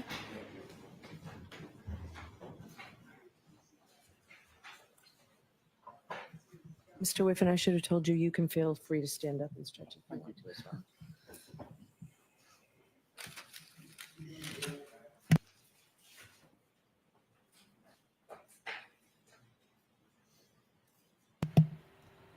All right. This guy's a beast. Giggity. Game on. Ducks on a pond. Ducks on a pond. If you happen to be rooting for Karen Reed, this is where the fun starts. Let's get this, see what these guys can do to him. Gonna be interesting. Ducks on a pond. Bring him in. Bring him in.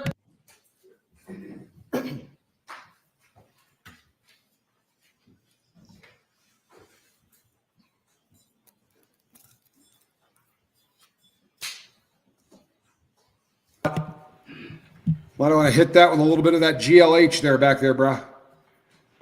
Time for a little creative combing. Or you could just do like the Scovilles and take that off, man. Shave that dome. That's about when I started tapping out. You start working on the cul-de-sac back there. It's time to say adios. Thank you, Your Honor. May I proceed with the Yes. administrative matters? May I approach? Yes. Thank you, Lisa. Lurk to your heart's content. Your Honor, pursuant to a stipulation with the prosecution, I would like to mark and enter into evidence 3 documents. These are each portions of a March 2025 report prepared by Mr. Whiffen. The first one. So, yes, they can come into evidence. They can come into evidence. There's a stipulation. So And we so- can mark it as the next exhibit. If we can, that's page 29 for the next exhibit. Separately, please. It's almost like Auntie Bev doesn't want him to read out loud what he's entering in, right? Yeah, we'll stipulate. Go, go, go. I think this is going to be previous testimony, maybe. They like to impeach with prior testimony. And anytime you get a second trial, you know how hard it is to say even the truth, to tell the truth twice. Exhibit will be pages Exactly the same. 77 and 78 of the same report. Okay. Exhibit 41. Squirrel in that zipper. The third and last is page 43 and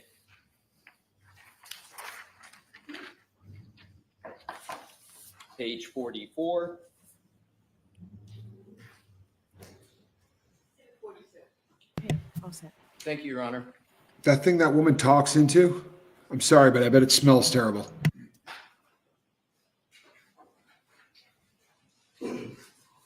Sorry, but it cannot smell good in that thing. May I, Your Honor? Yes, please. Good afternoon, Mr. Whiffen. I don't believe we've had the pleasure of meeting.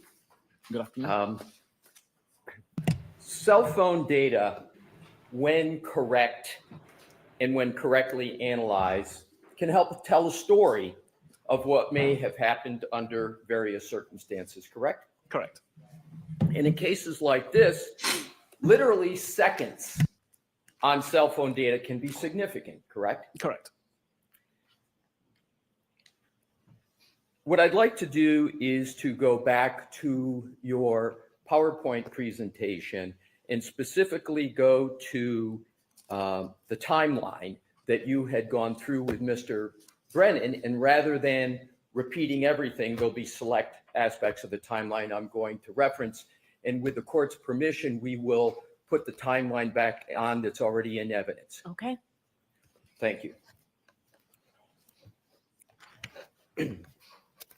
So what I'd like to do is to start with page 70, which we have as 78 of the deck. If you could, Mr. Wolf, go to that. Hey, Linda G. And what I'd like to do, if I could please, Mr. Whiffen, is draw your attention to the very last entry, which says at the bottom, location 12/24/38, and it indicates description, first location record showing speed of 0. Do you see that, sir? I do. And this is the arrival of John O'Keefe's phone at 34 Fairview, correct? Correct. We could go to the next page, please. We have up at the top 12/24/59, about 21 seconds later after arrival, we have device unlocked with Face ID, correct? Correct. Is it possible for anyone other than John to unlock that device with Face ID? If a secondary user was set up, Do you have any indication that a second user was set up on John's mobile phone? I never looked at that. I'm sorry. I never looked to see if a secondary user was set up. Really? In terms of the next entry, 12/25/08, it says, read message, you coming here, with 3 question marks.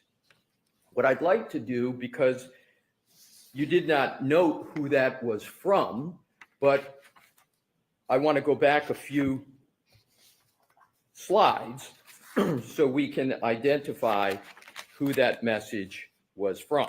We could go back to 76, please, Mr. Wolf. Yes.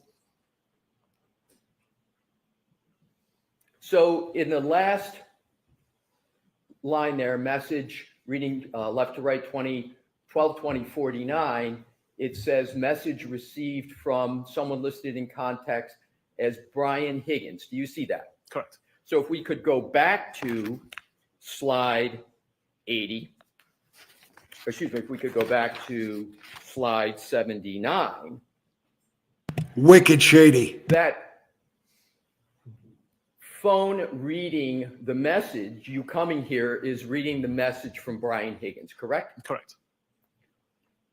But you didn't note that in the timeline that was from Brian Higgins, correct? No, I was just highlighting the fact that a message was read and that the contents of the message were you coming here.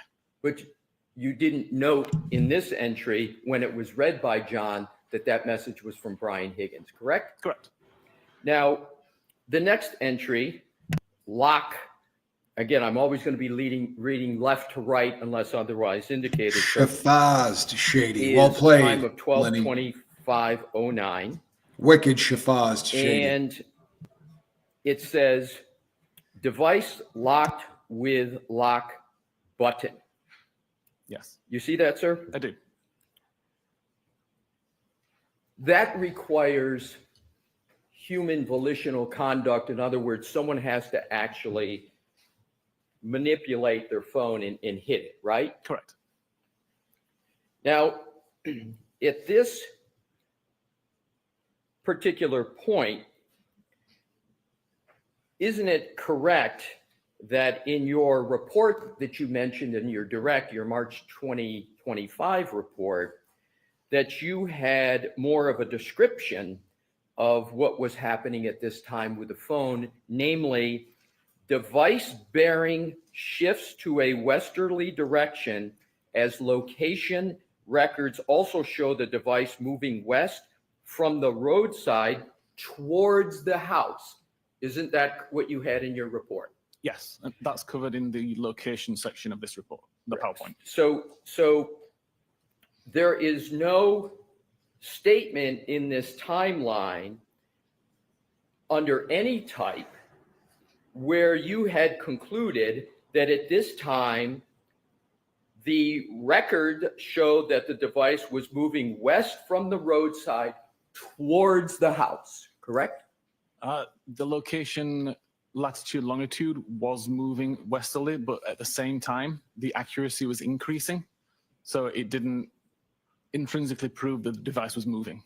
My question, Mr. Whiffen, is straightforward in this sense, that I'm just looking for an answer of whether on this timeline you included the analysis that That's you what I was had in thinking, your Jane. report, that the device at this time was moving west from the roadside towards the house. Did you include it in that time? No, I left that out of the timeline. Next entry, 27:33. That's So you didn't put in 12:27:33. anything that showed this thing moving towards the house, did you? You note that there's a message received from Jen McCabe. Here, exclamation point, question mark. You see that, sir? Correct.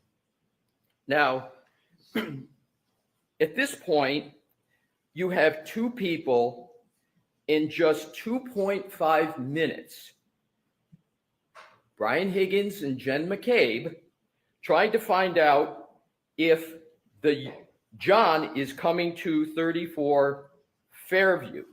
Is that a fair conclusion? It appears so. I'll allow it.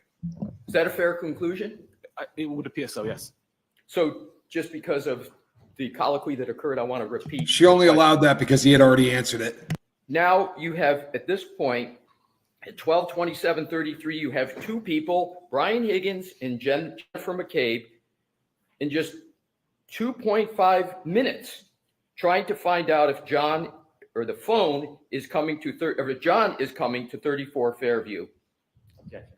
Sustained. Ask it differently, Mr. Thank you, Lesser. Your Honor. Now, at this point, you have two people There you go, Bev. trying to find out if John is coming to 34 Fairview, correct? Sustained.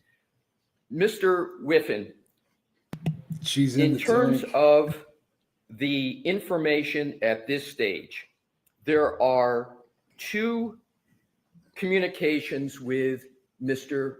O'Keefe on this phone, and that is they're trying to find excuse me, I'll rephrase it. There are two communications, one from Jennifer McCabe and one from Brian Higgins, correct? Correct. Now let's go to the next deck 80, please, Mr. Wolk. This is 12:27:45. Device unlock with Face ID, correct? Correct. Mr. And then Wolf, right under that why is didn't you say so? 12:27:48. It says read message, which it says here.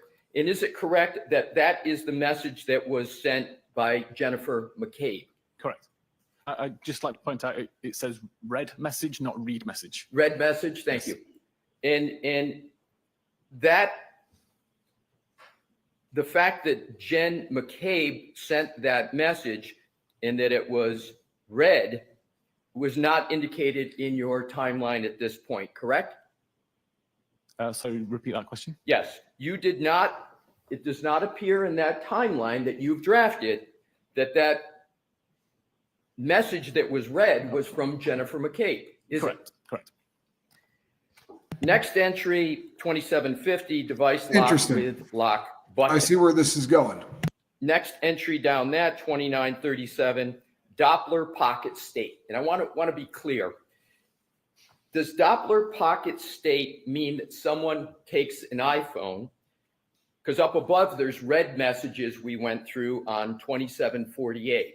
So if somebody reads the message and then it goes at 2937 into Doppler pocket state, does that mean someone has, for example, put it in their pocket? No. What does it mean that that's a pocket state? So the only times that I was able to cause a pocket state to be recorded, The camera was is blocked. when the camera was blocked and when the device received a phone call or was picked up in a particular way, so that the device thinks that you're about to try to use it. If the camera is not blocked from the outset, then nothing's recorded at all. And in order to get the pocket state cleared, the camera must be blocked to begin with. So again, you have to receive a phone call with it in your pocket and remove it in order to get a pocket state cleared. Thank you, No, because that you just have to helped me, block the phone. because that's exactly where I was going with the next question, which is pocket state cleared. What did you conclude from 2937 to 2942 that it was in pocket state and then pocket state cleared? There was some activity on the device that caused the pocket state to be checked. The device was in a pocket state up until 2942, when whatever was obstructing the camera was removed. Next entry is a call at 12:29:44. And that, you state, is an incoming call from Jen McCabe. So there you do indicate the name. And you say answered 7 seconds, correct? Correct. Is the phone at this time that there's an incoming call from Jen McCabe that is answered out in front of 34 Fairview? Yes, it would be according to the location data. Right. So now we have at 12:29:44, the phone's out. I'm going to use the in front of restroom, 34 people. Be back in Fairview. 20 seconds. There's an incoming call from Jen McCabe. It's answered. 7 seconds is how long the duration of the call was. Is that correct? Correct. And then 12:29:51, incoming call ends, and that's end of that 7-second duration. Correct. So you've concluded that this was a call that was indeed answered by the user of the phone, correct? Correct. Now let's go to Mr. Wolk 81, which is starting up at the top of 12:31:47.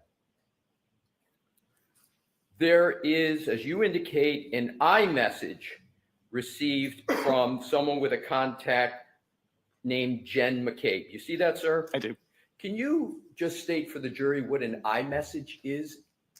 An iMessage is essentially a text message sent primarily from iPhone to iPhone via the Apple servers, not like an SMS message which goes through carriers. And is it correct that the message that was received from Jen McCabe said, from a contact, Jen McCabe says, "Pull behind me"? Correct. And then at 12:31:52, we're back to Doppler pocket state, correct? Correct. Now let's go to the next entry, which is deck 82. It's under health type. And what I want to do is see if we can clarify. The Commonwealth on direct examination, and multiple times referred to this as healthcare data. Do you remember hearing that healthcare data term? I do. Is that a correct term? Is it healthcare data or is it health data? It's health data.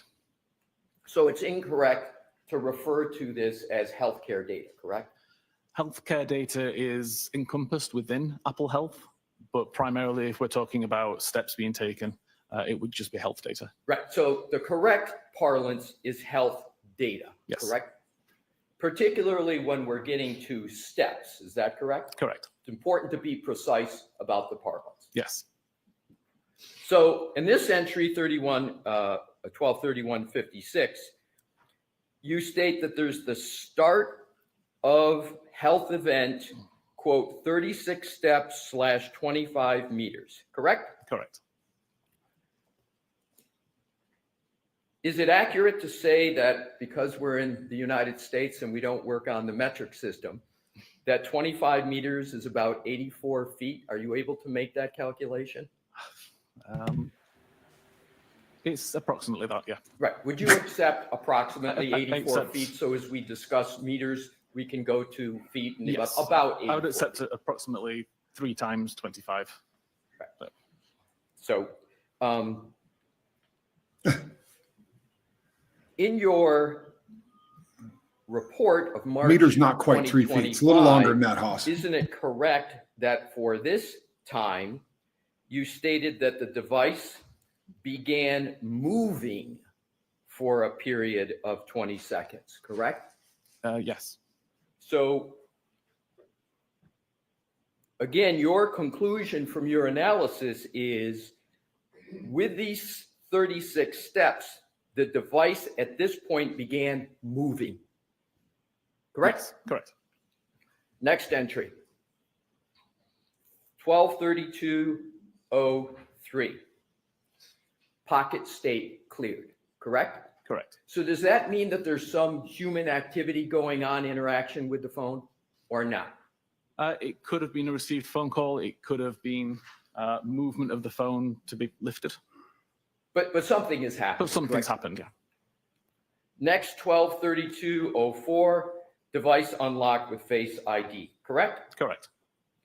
And then at 123205, it states application focus messages. Yes. Can you clarify what that means in terms of what is happening with the phone for the jury? Yep. So at 32 minutes and 5 seconds, the messages application was in focus on screen. So it was the application that was being used by the user at that time. Now, the next entry is message 123206, and it states red message, quote, pull behind me, close quote, correct? Correct. Now, you don't indicate who that message is from in your timeline, but that's the message that was sent by Jennifer McCabe at 123147, correct? Correct. Next entry is application lock at 123209, and you've got here end application focus, and then you state device lock with lock button for the last time, correct? Correct. So that's again pressing the side button on the iPhone that locks it. Correct. And that requires human conduct, human interaction with the phone, correct? Correct. And then the next entry under health data at 123216, that is 7 seconds after the lock. It's the end of the health event of 36 steps, 25 meters, and as we agreed, approximately 84 feet, correct? Correct. So in terms of the steps,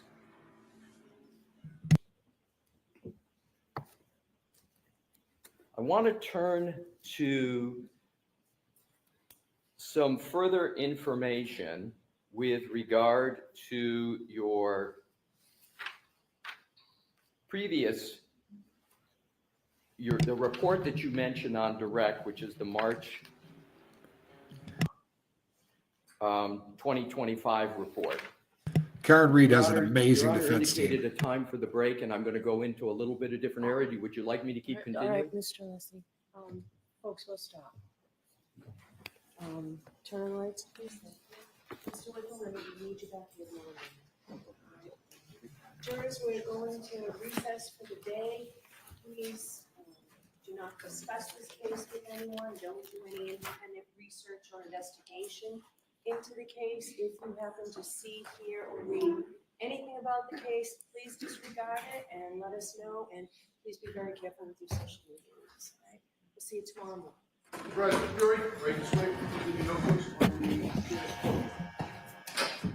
I'll see counsel at sidebar. You know what? Let's stick around and see if they show anything over there by the sidebar. But this actually, folks, is the start of a pretty fascinating cross-examination. You can kind of see where he's loading up, can't you? Put a deuce in the chat if you think you see where he's going. One of the things is it's very selective when he decided to say, hey, this message was coming in from so-and-so. This guy has an absolute slant. And from the beginning of this, he would make it sound like I'm going to extract stuff off of this phone, right? And it's going to be even-handed. We're just giving you all of the information. Here's all of the facts. Here's what's on the phone. There's no room on this for opinion, right? Here's what's on the phone. It's fact. It's not fact. That kind of deal. But that's simply not the case, especially if Brian, if you have someone who is perhaps a suspect in this, and you don't want to show that he was texting the murder victim, asking him how long it was going to take to get there, right? These are things that are intentionally being left out. And it was like Johnny Scoville said to me earlier, they're trying this like the whole world isn't watching, which is kind of fascinating, right? Because the whole damn world is watching. Jane Aldrich says, yes, I'm nerdy. 75 feet equals 25 yards equals 40 precise steps in a marching band. Well, I'll be damned. I would have gone a little different. What I would have said is, it's actually 84 feet is what it comes to, right? So it's almost 90 feet, which is what? 3 first downs in football. That's a long ass way. I'm sorry. It really is. That is if you've ever had to fight 10 yards on a football field, it's a long way. This would be 3 first downs, right? This is a long way. This is more than an Olympic swimming pool, right? That's a little scary. Actually, it's almost exactly right out of an Olympic swimming pool, I think. It's a long way. It's a really, really long way. Also, you'll notice that there was evidence on that phone that said he was moving to go towards the house, right? That never got mentioned or put into the timeline. And the double speak that he gave was something along the lines of, well, as it was moving, it was also gaining accuracy. I don't know what the hell that means, but it sounds damn fantastic, doesn't it? That's some word salad right there that might just keep you guessing. Hey, Mel, good to see you. That's BS. And I'll tell you, the very first, the morning session before there was a recess and we came back, that morning session was horrific. It really was. It was one of the most difficult testimonies that I've ever had to watch on the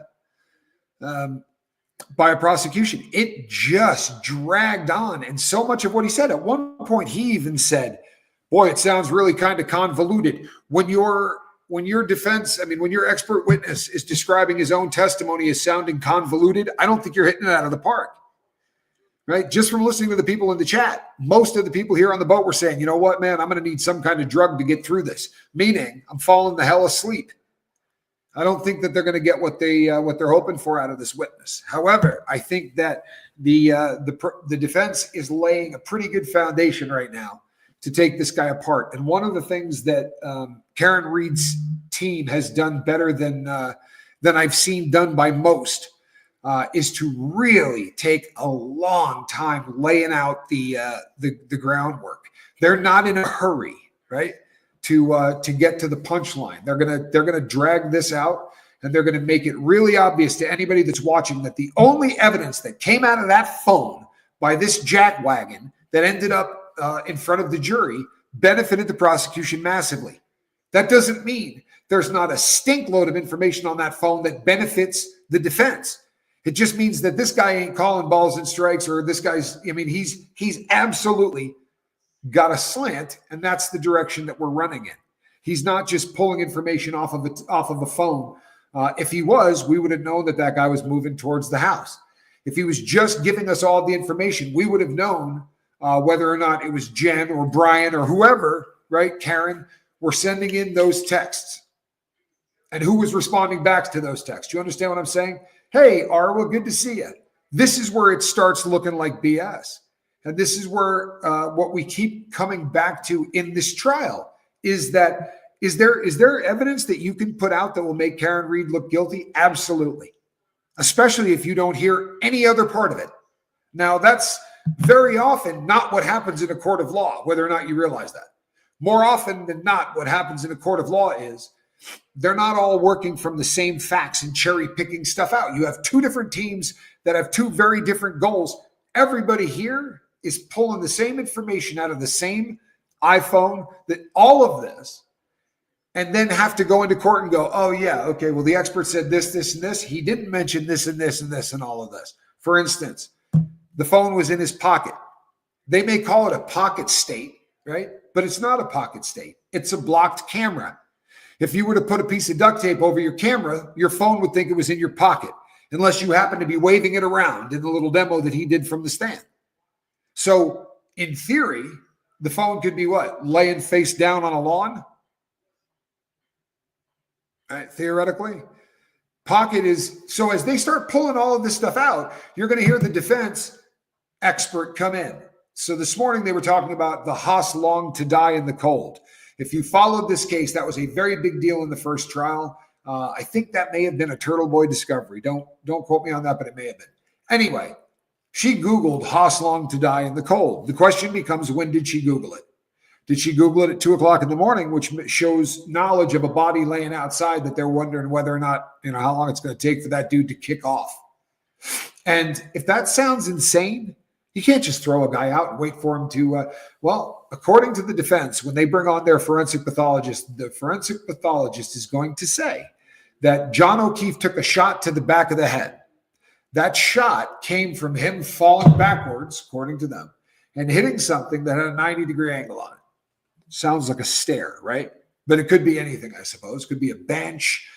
Could be something on the ground that just happened to have a 90-degree turn and was solid as hell. I'm going to say a stair. Whatever it is, the forensic pathologist, and I'm guessing that, but the forensic pathologist says at that point, there's no more John O'Keefe. He may be alive, but his computer's off. He's not coming back from that. That was it. He never regained consciousness. He never spoke. He never got up. He never walked around. They want you to believe that that took place on the lawn. If it took place when they say it took place on the lawn, then a stink pile of people walked right by that body leaving the house. Then they got in their cars, turned on the headlights, drove by that body, all of them, and none of them saw it. That, I suppose that's a possibility. I suppose that's a possibility, especially if he wasn't laying near a flagpole, which is going to be the first thing that your eyes come to when you come on that property. Think about it. It's the one thing that the neighbor isn't going to have, and the neighbor to the left of you isn't going to have. It's a freaking flagpole, a tall one. It's where your attention is going to grab as you drive down that road. And my guess is you're going to see all of it, which means you'd see the ground at the base. Now, maybe I'm wrong. However, there is a snowplow driver, truck driver, who clears snow in that part of the world. And he's going to say that he drove by in the middle of the night, and he's damn sure that he didn't see John O'Keefe's body on the lawn. And guess what? He wasn't working with two headlights. He had this nasty big set of lights that light up the world when you drive through. Made a point of talking about it on the stand ad nauseum. This really lights up. And he said, without a doubt, he would have seen a body if it was laying on that lawn. I tend to believe that's true. I tend to believe that all the people walking out the front frickin' door would have seen the body. I do. But we're going to see a defense expert who's going to come on. And if it's like the first trial, because all we know, have to go on is that, he's going to come in and go, that guy that you just listened to that droned on like, I ate her liver with fava beans and a nice Chianti. That cat right there doesn't know what he's talking about. That expert is basing this off an iOS, which, if you're unfamiliar, is the operating system for Apple phones. He's basing this on an antiquated system, right? I think he said 14, iOS 14. I don't do the updates ever. Let's see where we're at. I think we're at like 19, maybe. 18.4.1. We are running iOS 18.4.1. Hell of a lot of upgrades since then. And what they're going to say is Jen McCabe's phone? No, that's an error that had been completely eliminated within iOS. In other words, if you Google Haas Long to die, they're going to know exactly when you Googled it. And I'll be honest with you, I find it really hard to believe that with everything that phone knows, they can't figure out easily exactly when that was Googled. I'm shocked that there would be such a glaring error that if I leave a tab open for 7 months and then I go Google something, it's going to look as if I Googled it 7 months ago. Maybe it's the truth. It's a battle of the experts, isn't it? I mean, at this point, that's what you got. You got a battle of the experts, and we're going to have a lot of people cherry picking stuff. Make no mistake, the defense is cherry picking stuff, right? They're picking out only the stuff that's going to help them. That's usually how it goes down. But when a prosecutor, right, when there's exculpatory stuff all over the place and they're doing nothing with it, that's shady as hell, right? That's shady. If they know that this case isn't worthy of bringing, and let's be really honest, that this thing was worthy of bringing. Keep it real. Nobody. The forensic pathologist, the coroner for that part of the world said, no, this is not a vehicular homicide. This dude didn't die because somebody intentionally ran him over with a car. What are we doing here? Well, what we're doing here is the guy died on the front yard of a cop. Right? That's a problem because more than likely he died inside the house of a cop. Right? That's probably what we're going to find out. All that smoke and mirrors. It's very cool to hear what happened to the cell phone battery. It really is. But if a forensic pathologist comes on and says, dude should have hypothermia, right? His tissue would be dying from the cold. We would know what's going on. None of that activity is taking place inside John O'Keefe's body, which means he got placed on the lawn at a later date. Didn't happen at midnight. And that explains why the guy that drove by in a plow truck didn't see him. That explains why all the people that walked out of the house didn't see him, right? Because he wasn't there. And it doesn't mean everybody in the house knew what was going on. People showed up at different times. Maybe this guy gets whacked in the basement, right? Accidentally. I don't think this guy got killed intentionally. I think this was a fist fight. But the young McCabe kid, I think he was there. I think he jumped in. We already know he was shaffazed, right? He had to call for a ride. He was too drunk to drive. But he ended up at that house, didn't he? And then there were pictures taken of him later, which we saw during the last trial, right? We saw pictures of this kid, and it looked like his knuckles had been sandpapered with a belt sander. Colin Albert, young star. Tons of testosterone, not a lot of brain. You know that whole thing, right?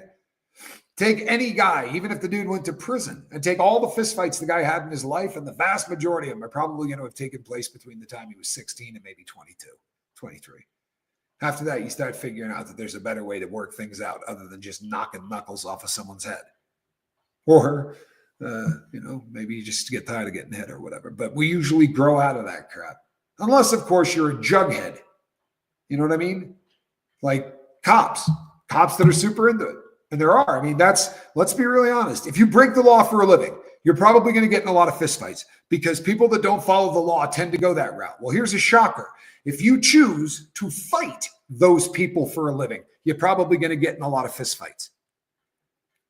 Right? It gets joked about a lot by prison guards, by cops, but very often when someone's been on the force a really long time, or if someone's been a prison guard for a really long time, call that guy a bitch and see what happens.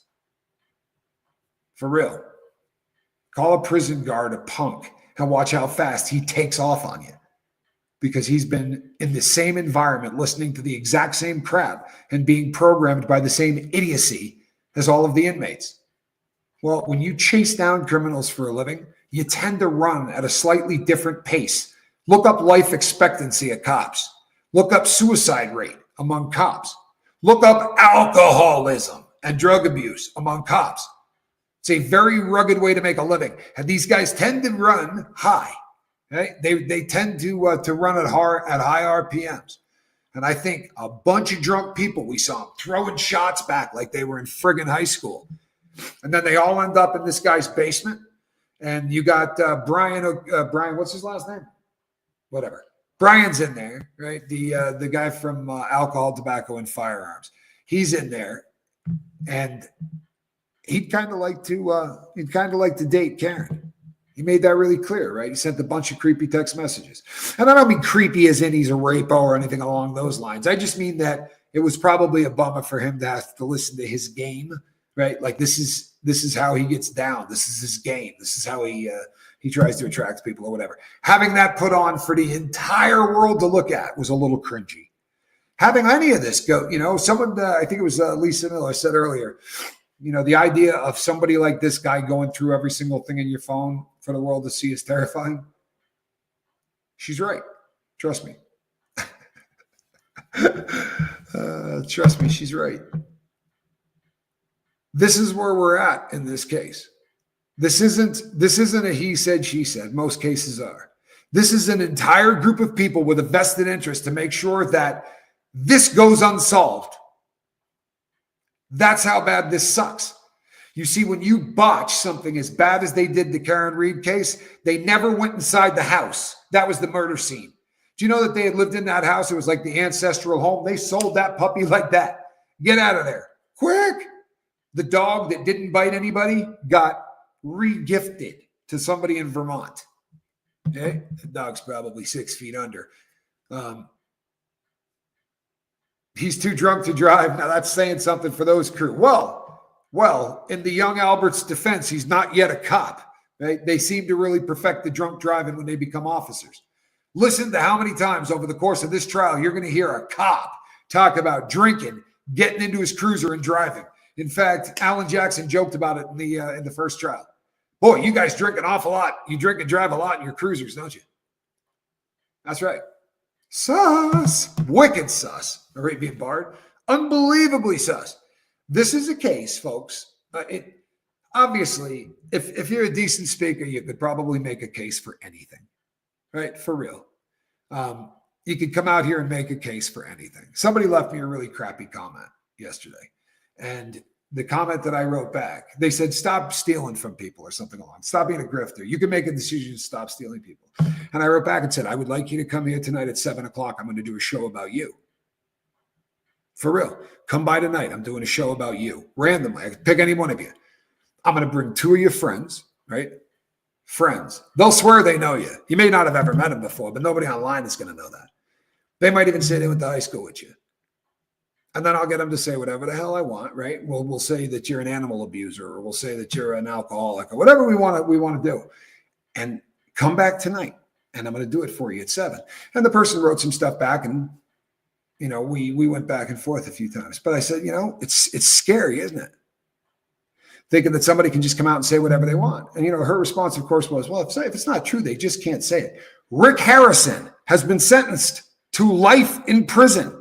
Google that. No, Google it. Just search bar it on YouTube and watch how many videos will tell you that Rick Harrison is spending the rest of his life in prison. He is not. He's free. Didn't happen. In fact, he didn't go there and get sentenced to a smaller sentence or any such shit. It's made up completely off of the top of someone's head, and it has paid them thousands of dollars. That's not the sad part, because there'll always be somebody that's going to bend the truth or create a truth whole cloth, right? BS. For the purpose of making money. That's not a shocker. The shocker is how many channels just ran with it. Didn't bother to go, well, maybe I'll research it. I didn't find out about this for any other reason other than the fact that I was going to run with the story. Holy hell, this is the guy from Pawn Stars. That's a good story, right? He's probably one of the most famous reality stars that we've ever had in this country. That show ran forever, right? He's really, really well known, super successful. I figured, hell, this is a story.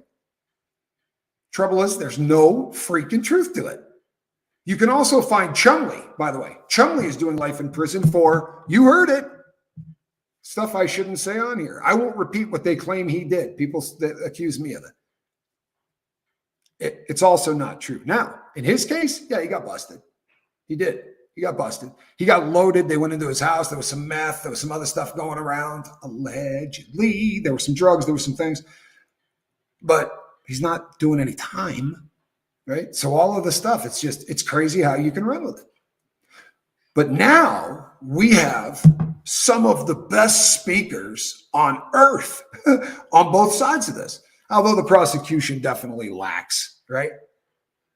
But you've got people who are going to come on and put on a hell of a case. And this is going to be one of the best for law nerds like us to watch, because this is either the worst miscarriage of justice that you're ever going to see, or it's going to be an opportunity for justice to prevail when, I promise you folks, it doesn't very often.